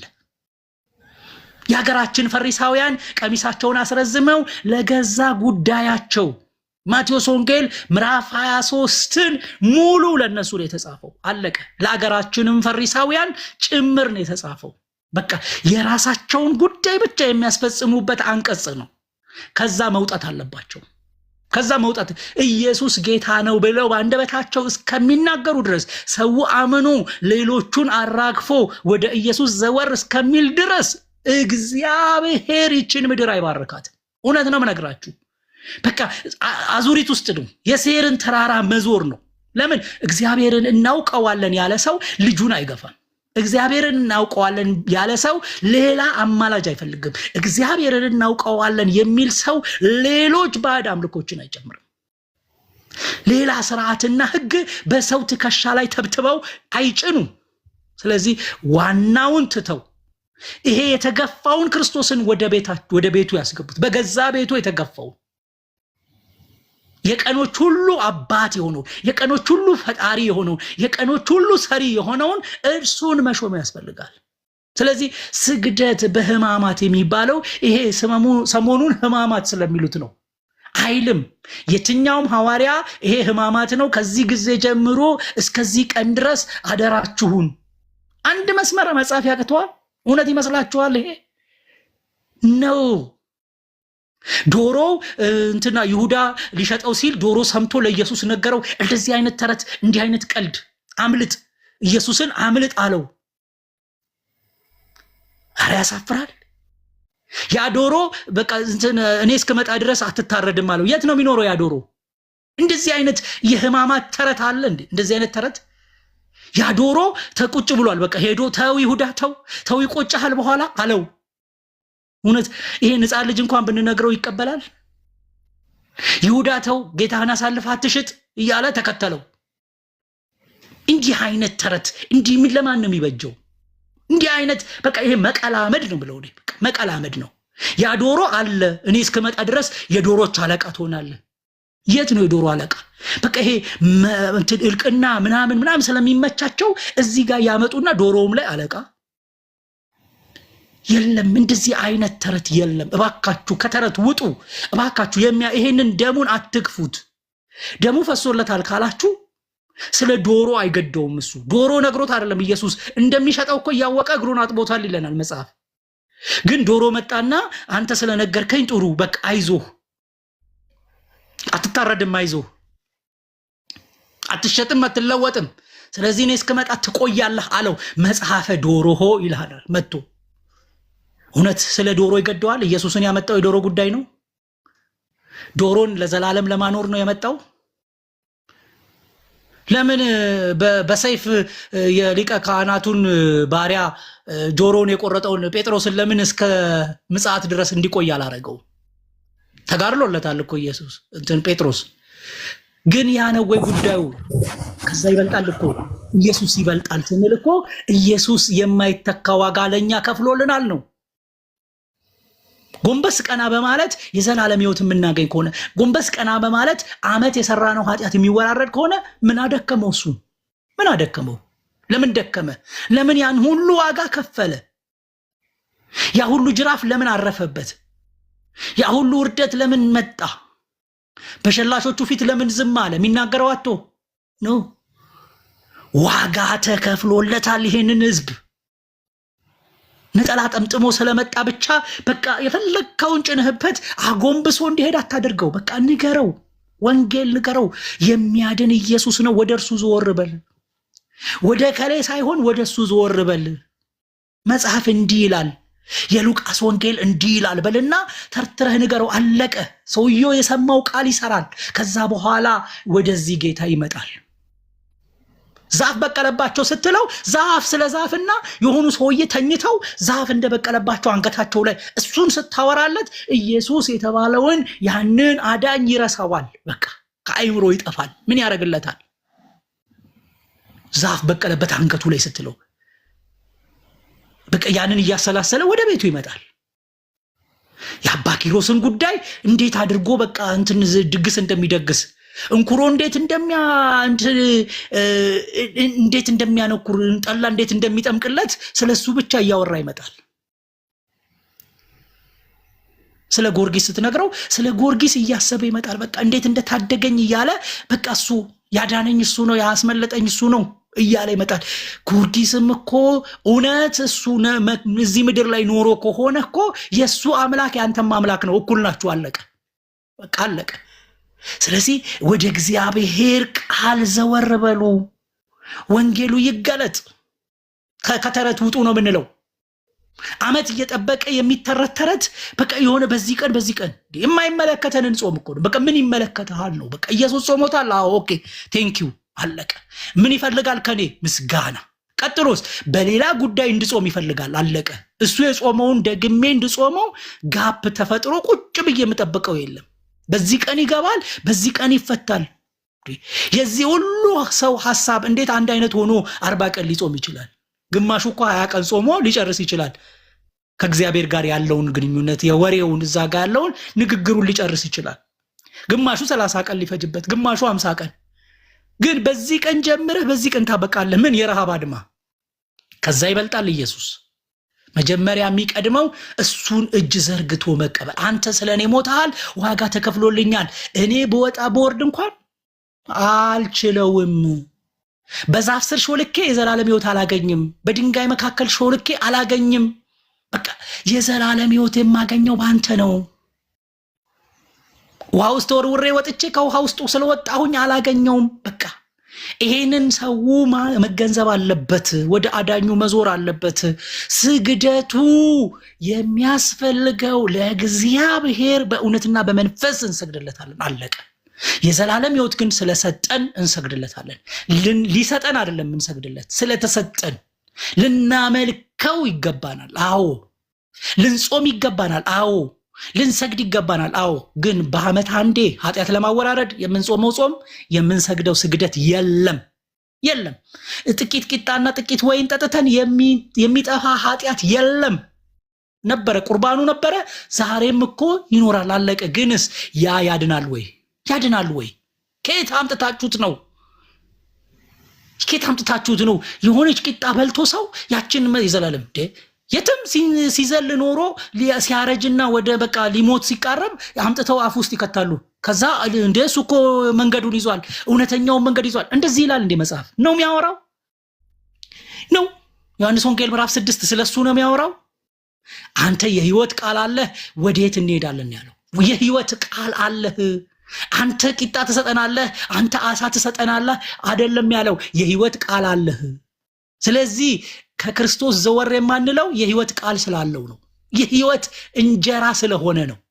ይሄ የሚበላው ውጠነው የሆዳችን የሚቀመጠው ሳይሆን የሚያኖር የዘላለም ህይወት ውስጡ እንጀራ ስላለ ነው። ቴካዌ አይደለም። ስለ ቴካዌ አይደለም እዛ ጋር እያወራ ያለው። በቃ ቂጣ ከተባለ ስጋዬን ደሜን ብላን ካለ ቶሎ ወደ ቂጣ ይሄዳል።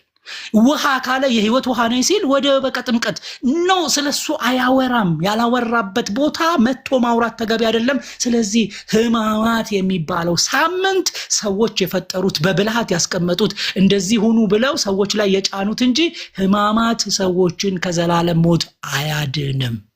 ስግደቱ በህማማት የተደረገው ስግደት የዘላለም ህይወት አይሰጥም። የዘላለም ህይወት የሚሰጠው ክርስቶስ ደሙን እንዳፈሰሰ አውቆ ሰው በስሙ የኃጢአት ስርየት ሲያገኝ፣ ስሙ በህይወት መዝገብ ሲጻፍ፣ በህይወት መዝገብ ስማቸው ያልተጻፈ ሁሉ ወደ እሳት ባህር ተጣሉ። መጽሐፉን ማረጋገጥ ነው። ከዛ በኋላ ሰው ላይ ሸክም ማብዛት አያስፈልግም። ቃሉን እያነበበ እንደ ቃሉ እንዲኖር መተው ነው፣ መልቀቅ ነው። ስለዚህ ህዝቤን ልቀቁ ይላችኋል። መልእክታችን ይሄ ነው። ያመልከኝ ዘንድ ህዝቤን ልቀቅ። የተለያዩ ፈርዖኖች አሉ ህዝቡን የያዙ። ስለዚህ በዓለም ላይ ያለም ህዝቡን የያዘ ፈርዖን እንዲለቅ እግዚአብሔር ጥሪ ያቀርባል። ሁልጊዜ በወንጌል አማኞች በኩል ጥሪ ያቀርባል። በዳኑ ሰዎች በኩል ጥሪ ያቀርባል። በእግዚአብሔር ቃል በኩል ጥሪ ያቀርባል። ስለዚህ ልቀቁትና ህዝቡ ይዳን። ሸክም አታብዙበት። 18 ዓመት ጎብጣ ትኖር ከነበረችው ሴት በላይ አታግቡጡት። ቀና ብሎ ወደ ላይ እንዲመለከት እርዱት።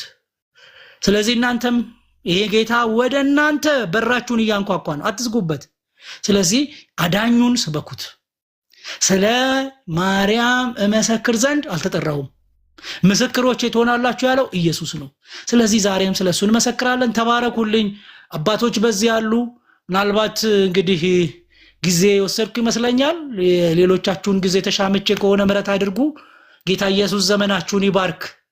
መሪጌታ መምህር ቆሞስ ነባ ማዛ ስንቢትም ቤቴልም ከዚህ ውጭም ያላችሁ በጌታ ፍቅር ሁላችሁን እንወዳለን። የምንናገረው ግን እውነታን እንደሆነ ሁሉ ሊያውቀው የተገባ ነው። ተባረኩ። ጌታ ኢየሱስ ዘመናችሁን ይባርክ። ሶልዬ ዘመንህ የተባረከ ይሁን። እሱ እኮ ተነግሮ የሚጠገብ እኮ አይደለም። ምክንያቱ በእውነት ያገኘ ሰው በእውነት ኢየሱስን የተቀበለ ሰው በመጀመሪያ ተጨማሪ ነገር ምንም አያምረውም። ለምን? ኢየሱስ ሙሉ ስለሆነ። ኢየሱስ ሌላ እንድንፈልግ አያረገንም። ሌላ ክብር አያምረንም። ሌላ ሞገስ አያምረንም። ሌላ ጽድቅ አያምረንም። ሌላ ቅድስና። ክብር ለጌታ ይሁን። ሁሉ በሁሉ ነው። ሁሉ በሁሉ ነው። ምክንያቱም ኢየሱስ ስለሆነ በሁሉ ነገር ጌታ ኢየሱስ ክርስቶስን ያገኙ ሁሉ እንደዛ ነው የሆኑት። አሁን ቅድም ሲባል በነበረው እኔ አንዳንዱ ነገር ማቀው ሁሉ ኦፍኮርስ ያደኩበት ቤት ቢሆንም እንዴ ምናምን ያው ጊዜው ስለረዘመ ወይ ረስቸው ሊሆን ይችላል እንጂ ሀውካም እያልኩ ነበርና ምንም ከመጽሐፍ ቅዱስ ተቃራኒ የሆነ ነገር ነው በእውነት። እንዴት ሰው ወደ ቀደመው አሮ ነው እንዴት ሰው ወደ ብሉይ ኪዳን ይመለሳል? በዚህ ዘመን ያንን ስርዓት አሁን ማራመድ አይቻልም። የዳነ ሰው ወደዛ አይመለስምም። ይሄንንም ፕራክቲስ አያረግም። ያ ኢየሱስ ክርስቶስን በትክክል ያገኘ ሰው ሌላ ነገር አያምረውም። በቃ ባጭሩ ይሄንን ነው ልል የምፈልገው። ምክንያቱም ጌታችን ኢየሱስ ክርስቶስ በቆላሲያስ ምዕራፍ 1 ቁጥር 10 ላይ ምን የሚል ቃል አለ? መስበክ ተወዳጅ እንደሚያደርግ በሁሉም ዘንድ ተወዳጅ ነው የሚያደርገው። ምክንያቱም የሐዋርያት ሥራ ምዕራፍ 7ን ስታዩት እነ እስጢፋኖስ የደረሰባቸውን ማየት ትችላላችሁ። ስለ ኢየሱስ ሲጀምር ነው ነገር የተቀየረው። ስለነ ሙሴ ማውራት ብዙ ዋጋ አላስከፈለም ነበር። ስለነ አብርሃም ስለ አባቶች ሲያወሩ በነበረ ጊዜ ሲናገሩ በነበረ ጊዜ ሐዋርያቶች ምዕራፍ 7 ላይ እነ እስጢፋኖስ መወገር ደረጃ ያደረሰው እስጢፋኖስ ስለ ኢየሱስ ማውራት ሲጀምር ነው። እናንተ የሰቀላችሁ በቃ የተሰቀለው ኢየሱስ ብሎ ማውራት ሲጀምር ያው ጥርሳቸው አፏጨ ነው የሚለው። ጥርሳቸው ድምፅ አወጣ ከመቆጣታቸው የተነሳ። በፊት ግን እንደዛ አላደረጉም ነበር። ከላይ ጀምሮ ሲተርክላቸው ሲያወሩ ሐዋርያቶች ኦኬ ነበሩ። አሁንም እዚህ ዘመንም ላይ እንደዚሁ ነው የሚሆነው ወገኖች፣ እንደዚሁ ነው የሚሆነው። እስከ መጨረሻውም ድረስ እንደዚሁ ነው የሚሆነው። ለዚህ ነው ጢሞቴዎስ ላይ ምን የሚል ቃል አለ? በእውነት ኢየሱስ ክርስቶስን እየመሰሉ መኖር የሚፈልጉ የሚወዱ ሁሉ ምን ይላሉ ይላል? ይሰደዳሉ ይላል። ኢየሱስ ክርስቶስን መስበክና ኢየሱስ ክርስቶስን እየመሰሉ ምክንያቱም ኑሮም ጭምር ስለሆነ ክርስትና ኑሮም ጭምር ስለነበር ስለሆነም አሁንም እንዲሁ ነው። በእኛም ጊዜ ምንም ጥያቄ የሌለው ምንም ማወላወል የሌለው በውስጥ ቢሆን በአማኞች ቢሆን በውጭ ባሉት ቢሆን በዓለም ቢሆን በሃይማኖተኞች ቢሆን ባልገባቸው ወንጌል አማኞችም ቢሆን እንዲሁ መሰደድ ያለ ጉዳይ ነው። በእውነት ኢየሱስን እንትን የሚል ከሆነ ሰው። ስለዚህ ኢየሱስን የሚሰብክ ሰው ወዶ ነው መግባት ያለበት። ለዚህ ነው ሐዋርያው ጳውሎስ ምን አለ? በወገኖች በወንድሞች በውስጥ በውጭ ብሏል። እና ስለ ኢየሱስ ማውራት ስለ ኢየሱስ መመስከር ይብዛልን ወገኖች፣ ይብዛልን። ይሄ የማይሻር እውነታ ስለሆነ እኛ ዘመን ላይ ደርሶ አይሻርም።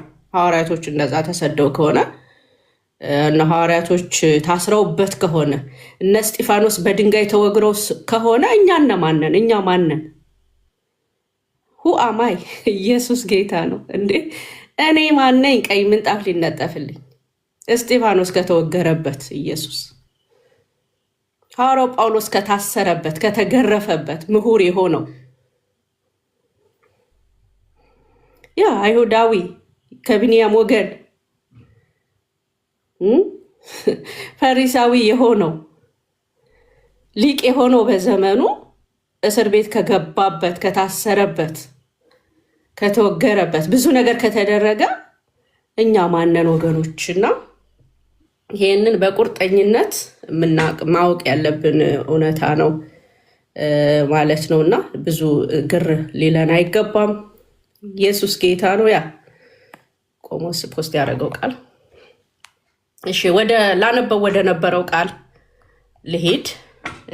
ምን ይላል? አንደኛ ቆሮንቶስ ምዕራፍ 1 ቁጥር 4 ላይ በኢየሱስ ክርስቶስ ስላመናችሁ፣ ሃሌሉያ፣ በእንደዛና በእንደዚህ ስላመናችሁ አይደለም።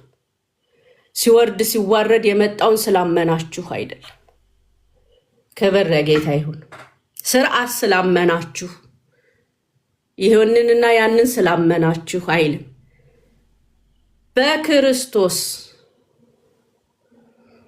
በክርስቶስ ኢየሱስ ስላመናችሁ። አንደኛ ቆሮንቶስ ምዕራፍ 1 ቁጥር 4 ላይ ያለውን ነው የማነበው። በኢየሱስ ክርስቶስ በክርስቶስ ኢየሱስ ማመናችን የሚያስከትለው ነገር ስላመናችሁ በተሰጠኝ በእግዚአብሔር ጸጋ ምክንያት ሁልጊዜ ስለ እናንተ አምላክን አመሰግናለሁ። ማነው እንደዚህ ያለው? ሐዋርያው ጳውሎስ። ለቆሮንቶስ ቤተክርስቲያን፣ ስለምና ቆሮንቶስ ቤተክርስቲያን እነማን እንደሆኑ ያ ክብር ለጌታ ይሁን።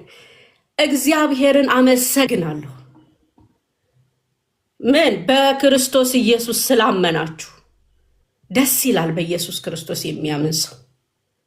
ሃሌሉያ፣ ክብር ለኢየሱስ ይሁን። በብዙ የሚታመኑ ነገሮች ቢኖሩም ለይቶ በኢየሱስ ክርስቶስ ያመነ ክብር ለእግዚአብሔር ያመጣል። እግዚአብሔርን ለምስጋና ያደርጋል። ክብር ለጌታ ይሁን። እግዚአብሔርን እንድናመሰግን ያደርገናል። እግዚአብሔርም ስለዚህ ይመሰገናል። ክብር ይሁንለት ይላል ሐዋርያውና ቁጥር 5 እና 6 ላይ ለክርስቶስ መመስከሬ በእናንተ ዘንድ እንደጸና በነገር ሁሉ ይሄንን የፈለኩት ምንድነው የፈለኩት? የ5 እና 6 ላይ ያለው ለምንድነው የፈለኩት? ይሁን ለክርስቶስ መመስከሬ በእናንተ ዘንድ እንደጸና ይላል። በነገር ሁሉ ክርስቲያን እንደዛ እንዲሆን ነው የእግዚአብሔር ፈቃድ። እንደዛም ነው መሆን ያለበት። በእውነትም ያመነ ሰው ደግሞ እንደዚህ ነው የሚሆነው። በእውነት ኢየሱስን ያመነ ሰው ሃሌሉያ! በእውነት ኢየሱስን ያመነ ሰው ይህ ሰው በቃ እኛ እንደሱ ነን። ኢየሱስ ጌታ ነው። በነገር ሁሉ ኢየሱስ ሙላታችን ነው። ኢየሱስ ብቃታችን ነው። ኢየሱስ እውቀታችን ነው። ኢየሱስ ቅድስናችን ነው። ኢየሱስ ክብራችን ነው። ኢየሱስ ትምክታችን ነው። ኢየሱስ ነፃነታችን ነው። ሃሌሉያ! አርነታችን፣ ሞገሳችን፣ ልብሳችን። ሃሌሉያ! ኢየሱስ ቅድስና፣ የክብር ልብሳችን። ምን ፈልገን እንሄዳለን? ምን ለመልበስ እንሄዳለን? ምን ለማድረግ እንሄዳለን? ምን ለመጨመር ሌላ ያምረናል ከኢየሱስ ውጭ? ግን እንዲህ የሚሆነው ማን አይነት ሰው ነው? ያመነ፣ በኢየሱስ ክርስቶስ ያመነ። በኢየሱስ ክርስቶስ በእውነት ማመን አለብን። አሁን ቅድም ወንድሞቼ ስትናገሩት የነበረው ነገር በሙሉ ጠንቁ፣ ያ ሁሉ ሶል ሲናገር የነበረው፣ መምህር ጽጌ ሲናገር የነበረው፣ መርጌታ ሲናገሩት የነበረው ችግሩ መንስኤው በኢየሱስ ያለማመን ነው። በቃ አለቀ። የወገኖቻችን የቤተሰቦቻችን በቃ የሆነው ነገር ሁሉ የሆነው ኢየሱስን ባለማመን ወይም ኢየሱስን አምነው ስላላስተማሯቸው የሚመጡ ችግር ናቸው።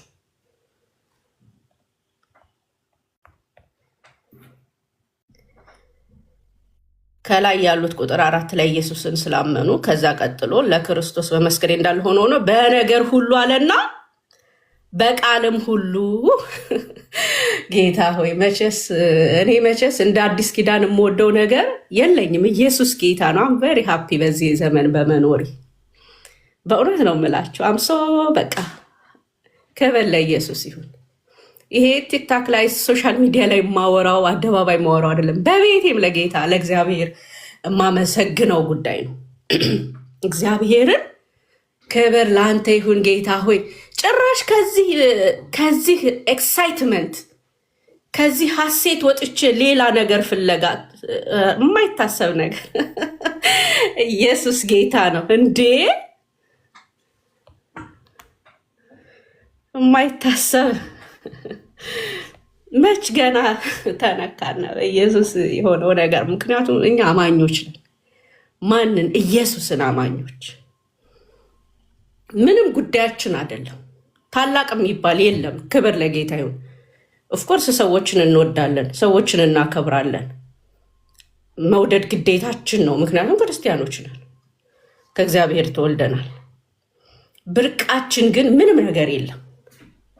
ምንም ክፋት አይገርመንም። መወደድ፣ መጠላት፣ የሚሆነው ነገር ሁሉ እኛን አያስገርመንም።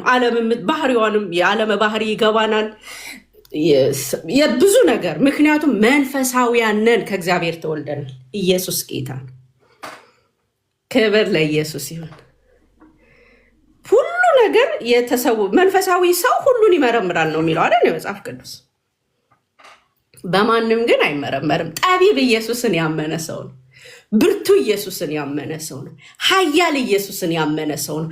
አሸናፊ ኢየሱስን ያመነ ሰው ነው። ደግሞ ምን ሊያስፈራዋል? ምንስ ያስደንቀዋል? ምንስ ብርቁ ነው? ምንስ ደግሞ ከባድ ይሆንበታል? ኢየሱስ ጌታ ነው። ኤኒዌይ በነገር ሁሉ በቃልም ሁሉ አለና በእውቀት ሁሉ ዩሲ ምን ለመፈለግ ወደ ሌላ እንሄዳለን? ኢየሱስ ያለው ሰው በእውቀት ሁሉ በእርሱ ባለጸጎች ተደርጋችኋልና። በሁሉ ነገር በኢየሱስ እንደሱ ተደርገናል። እኛ ክርስቲያኖች አማኞች ኢየሱስን ያመንን በነገር ሁሉ ሲል ነገር ውስጥ የምትፈልጉትን አስገቡ። በነገር ሁሉ የምትፈልጉትን አስገቡ። ሰው መወደድ ነው የሚፈልገው። ሰው አንቱ መባል ነው የሚፈልገው። ሰው መከበር ነው የሚፈልገው። ሰው ወንበር እንዲለቀቅለት ነው የሚፈልገው። ሰው አበባ እንዲሰጠው ነው የሚፈልገው። አበባ ስላችሁ የቲክቶክ ላይ የሚሰጠውን አይደለም። ቤቱ ሰዎች ለሆነ የሆነ ነገር ይዘውለት እንዲሄዱ ነው የሚፈልገው። ጊፍት ነው። ሰዎች በቃ ምንድነው ሰው የሚፈልገው? አቴንሽን እንዲሰጠው ነው የሚፈልገው። ሰዎች ከባለስልጣኖች ጋር መቀመጥ ነው የሚፈልገው። ምንድነው ሰው የሚፈልገው? ጌታ ሆይ ምንድን ነው ይሄ ህዝብ? ምንድን ነው የሚያስጨንቀው? ምንድን ነው ከፍታ ብሎ የሚያምነው? እንዴ ምንድን ነው ክብር ብሎ የሚያምነው? እኛ ምንድን ነው የምንለው? የእግዚአብሔር ቃል ክብር የሚለው ምንድን ነው? የእግዚአብሔር ቃል ከፍታ የሚለው ምንድን ነው? የእግዚአብሔር ቃል ብልጽግና የሚለው ምንድን ነው? እኛን እዚህ ላይ እንዲህ ብሎ ዘርዝሮ ባለጸጋ ተደርጋችኋል። በምንድን ነው ባለጸጋ ያልሆን ነው? ምንድን ነው የጎደለን? ከዛ እስከ እግዚአብሔር ብልጽግና የሚለው እግዚአብሔር ምንስ ነው? ከዛ ምንስ ፍለጋ ነው የምንሄደው ደግሞ ወደ ውጭ? ስለዚህ በዚህ ልናገርና ልጨርስ ወገኖች። ኢየሱስ ክርስቶስን በእውነት ያገኘ ሰው፣ ኢየሱስ ክርስቶስን በእውነት የተቀበለ ሰው ወዴትም ወደ ውጭ ምንም አያምረውም። ከኢየሱስ ውጭ በፍጹም ነው የማይታሰብ ጉዳይ ነው። ስለዚህ የሆነው ነገር ሁሉ የሆነው ቅድም ያላችሁት ወገኖቻችን ላይ የተከሰተው ነገር ኢየሱስ ክርስቶስን ካለማግኘት የሚመጡ ናቸው። ኢየሱስ ክርስቶስን ካለማወቅ ካለማመን የሚመጡ ነገሮች ናቸው። ይሄ ደግሞ እዚህም እኛም ቤት ውስጥም ሊከሰት ይችላል። ያ ብዙ ስላለ ማለት ነው፣ ብዙ አይነት ስላለ እና ተባረኩ፣ በብዙ ጸጋ ይብዛላችሁ። መርጌታ እንዳሉት መርጌታ ቅድም ሲናገሩት እንደነበረው አርብ ኢየሱስ ማን ነው የሚል የትምህርት ጊዜ ያለን ከምሽቱ በኢትዮጵያ ከ12 ሰዓት ጀምሮ እኔ ጋር ነው የሚሆነው። መርጌታ ያስተምራሉ፣ እነ መምህር ጽጌ፣ እነ ቆሞስ፣ ሌሎችም አሉ። ክብር ለጌታ ይሁን። ስለ ኢየሱስ ማወቅ የምትፈልጉ መማር የምትፈልጉ ይሄ ለክርስቲያኖች የተዘጋጀ ትምህርት ነው። ዳግም ለተወለደው ኢየሱስ ማን ነው? ምክንያቱም ይሄ ዲፕ ትምህርት ስለሆነ ፎሎ ያላደረጋችሁን ፎሎ አድርጉ። ደግሞም የተወሰኑ አጫጭር ትምህርቶች እኔ ላይ ፖስት ያረኳቸዋሉ። አርብ ሌላ ጊዜም ያሉ የተቆራረጡ ሙሉውን ሳይሆን አጫጭር ትምህርቶች አሉ። እኔም እንትን ላይ ገብታችሁ አካውንት ውስጥ ገብታችሁ ትምህርቶቹን አጫጭር ማግኘት ትችላላችሁ። ለሌሎች ሸር አድርጉላቸው። ምክንያቱም እንደዛ በማድረጋችሁ መልካም ነው የምታደርጉት። ምክንያቱም ስለ ኢየሱስ ስለሆነ የምናወራ ያለ ነው። ከዚህም ደግሞ አብራችሁ ተካፋዮች ብትሆኑ መልካም ነው እያደረጋችሁ ያላችሁት፣ ትክክል ነው እያደረጋችሁ ያላችሁት። ከኢየሱስ የበለጠ እና ስለምን ልንማር ነው? ምንስ አይነት እውቀት አለ? ክብር ለጌታ ይሁን። እግዚአብሔርስ ማንን እንድናውቅ ነው የፈለገው? ኢየሱስስ ራሱ ማንን እንድናውቅ ነው የፈለገው? ጌታ ኢየሱስ ራሱ ምንድን ነው ብሎ የጠየቀው? እና ይሄንን ሁሉ እያደረግን በምድር ላይ ጊዜያችን ውስን ነው። ውስን በሆነው በዚህ ጊዜ ግን ክቡር የሆነውን ታላቅ የሆነውን እንመርጣለን ማለት ነው። ምርጫችንን በጣም እናስተካክላለን እንደ ማርያም ማለት ነው። ክብር ለጌታ ይሁንና ልዩ ደግሞ ሰብስክራይብ ካረጋችሁ ወገኖች ሰላም ተወዳጆች፣ መርጌታ ከዘንጌታ በየዓመቱ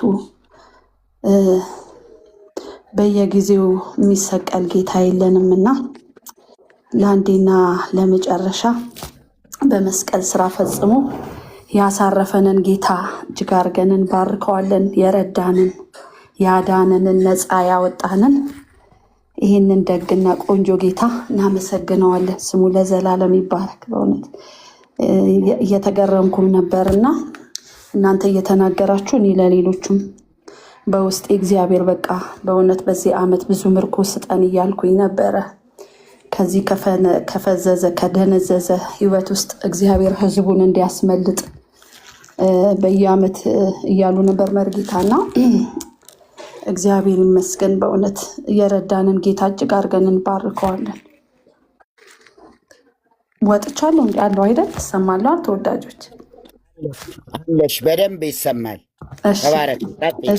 እሺ፣ ክብር ለጌታ ለጌታ ተባረኩ። እና እግዚአብሔር ይባረክ። በእውነት የረዳን አዲሱ መንገድ፣ ህያው መንገድ፣ ያኛው ጥላ፣ ይሄ አካል፣ ያ ህግ፣ ይሄ ህይወት የሆነው ህጌን በልቦናችሁ አኖራለሁ ብሎ ህጉ በፊት ድንጋይ ላይ ታቦት ላይ የተጻፈ የነበረ አሁን ግን በልባችን የጻፈ ለልባችን የሚናገረን የእግዚአብሔር መንፈስ የአዲስ ኪዳን አማኝ ይሆን። እግዚአብሔርን እጅግ አድርገን እናመሰግነዋለን። በእውነት እንደ እግዚአብሔር ያለ ማንም የለም። በቃ በጣም ሳምንቱን ሙሉ ባዶ እግር ከመሄድ ከማክፈል በቃ ምንም በሌለበት በድርቀት ህይወት ውስጥ ስንመላለስ የነበረውን ህይወት እግዚአብሔር አሳረፈን። በቃ በልጁ በክርስቶስ ኢየሱስ ባደረገልን ታላቅ ስራ እረፍት ሰጠን። ኢየሱስ ክርስቶስ ጌታ ነው። እንደ እግዚአብሔር ያለ ማንም የለም። አሜን ነው። በእውነት እግዚአብሔር ይመስገን። በቃ እንደዚህ በደስታ ነው ጌታን ምንባርከውና ትላንትና በኮርማ ወደ ዕብራውያን መጽሐፍ ምዕራፍ 9 ላይ እንደዚህ ይላል። በኮርማ ደም ነበረ፣ በፍየሎች በጥጃ ደም በተለያየ በእነሱ ደም ነበረ የሚገባው።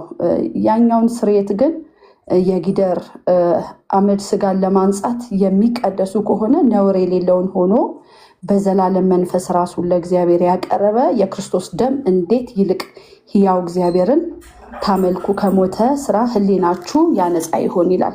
ዛሬም ብዙ እነዚህ ኮርማዎች አሉ፣ ብዙ ፍየሎች አሉ፣ ዘንድሮም ማለት ነው። ዛሬም በእነዚህ ደም ነው የምንነጻው። ዛሬም በእነዚህ ነው ስርየት የሚሆንልን። እኛ በእነዚህ ካልሆነ መንጻት አንችልም። ለአንዴና ለመጨረሻ የዛሬ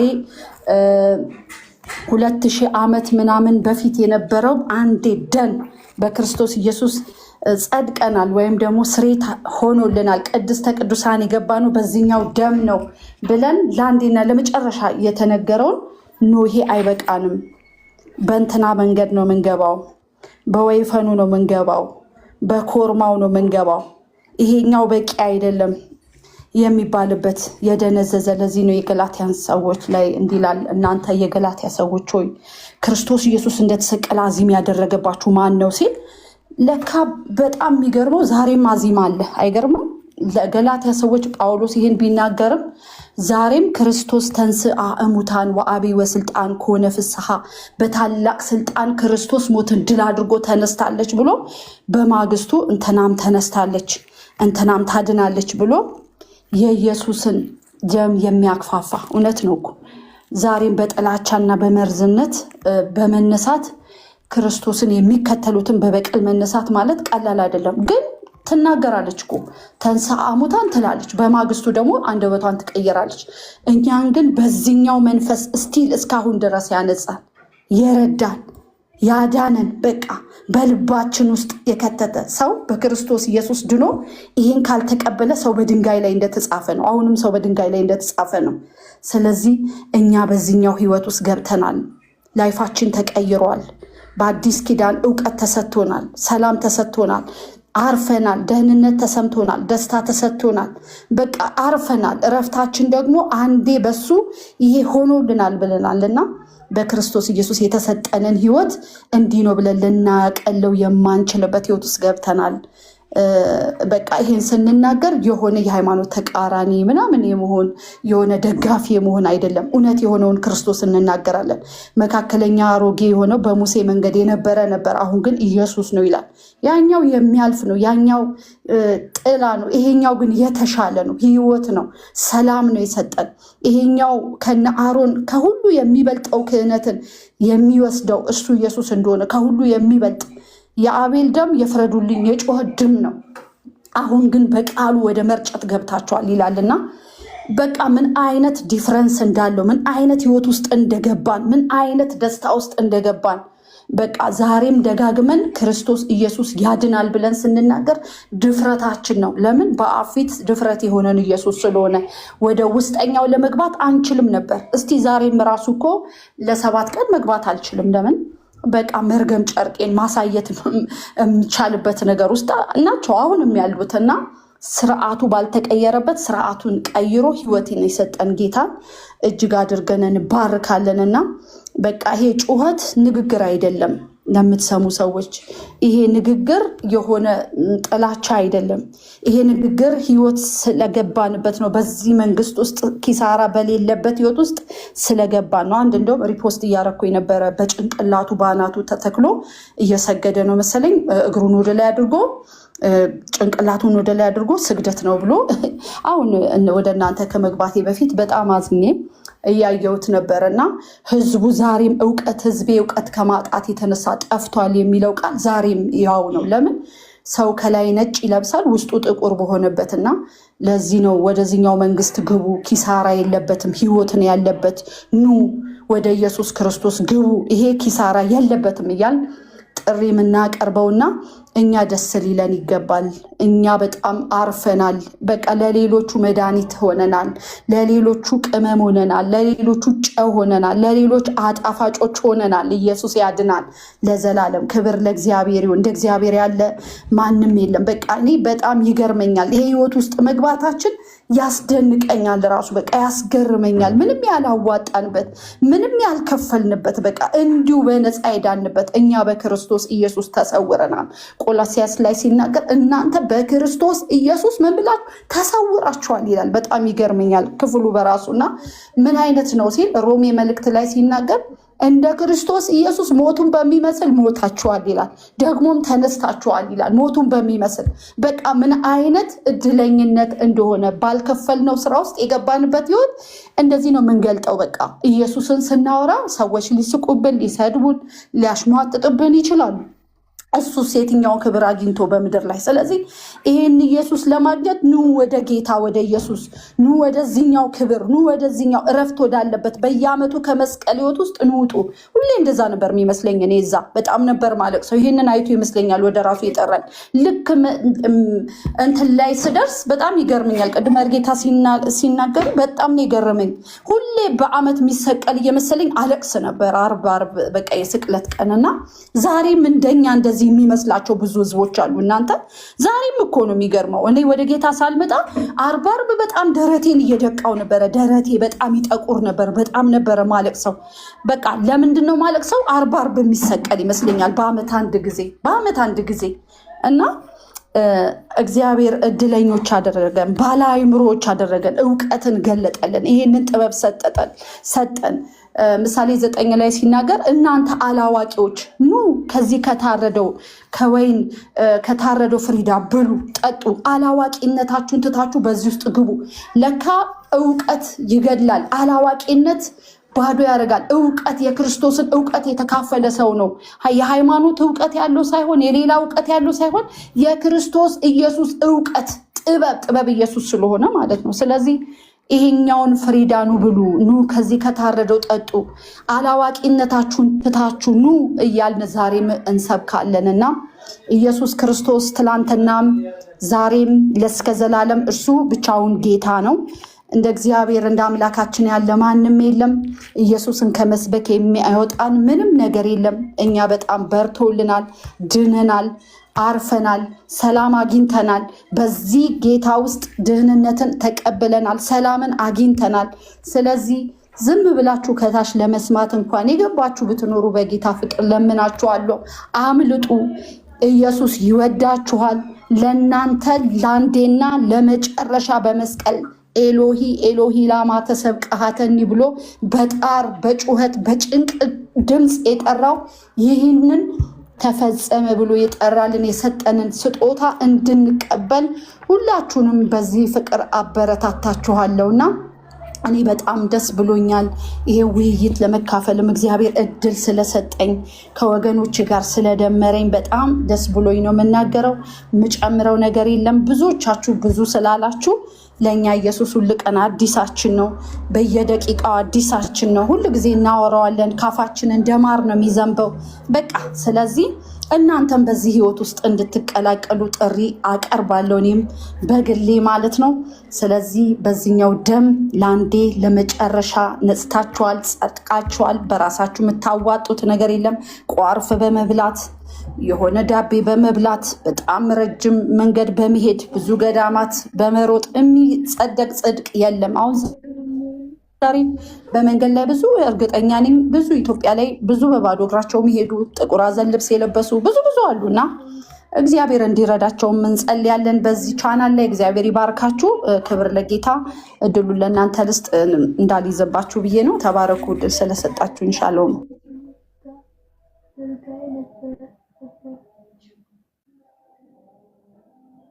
እግዚአብሔር ይመስገን። ጌታ በነገር ሁሉ ይባርክሽ የኔ እህት። እግዚአብሔር ይመስገን። እግዚአብሔር ይባርክሽ። በጣም ጥሩ መልእክት ነው። ክብር ለጌታ ይሁን። ይሰማል። የሆነ ጭጭ የሚል እስኪ ማን ጋር ነው? መርጌታ ጽጌ ጋር ይመስለኛል። መምህር ጽጌ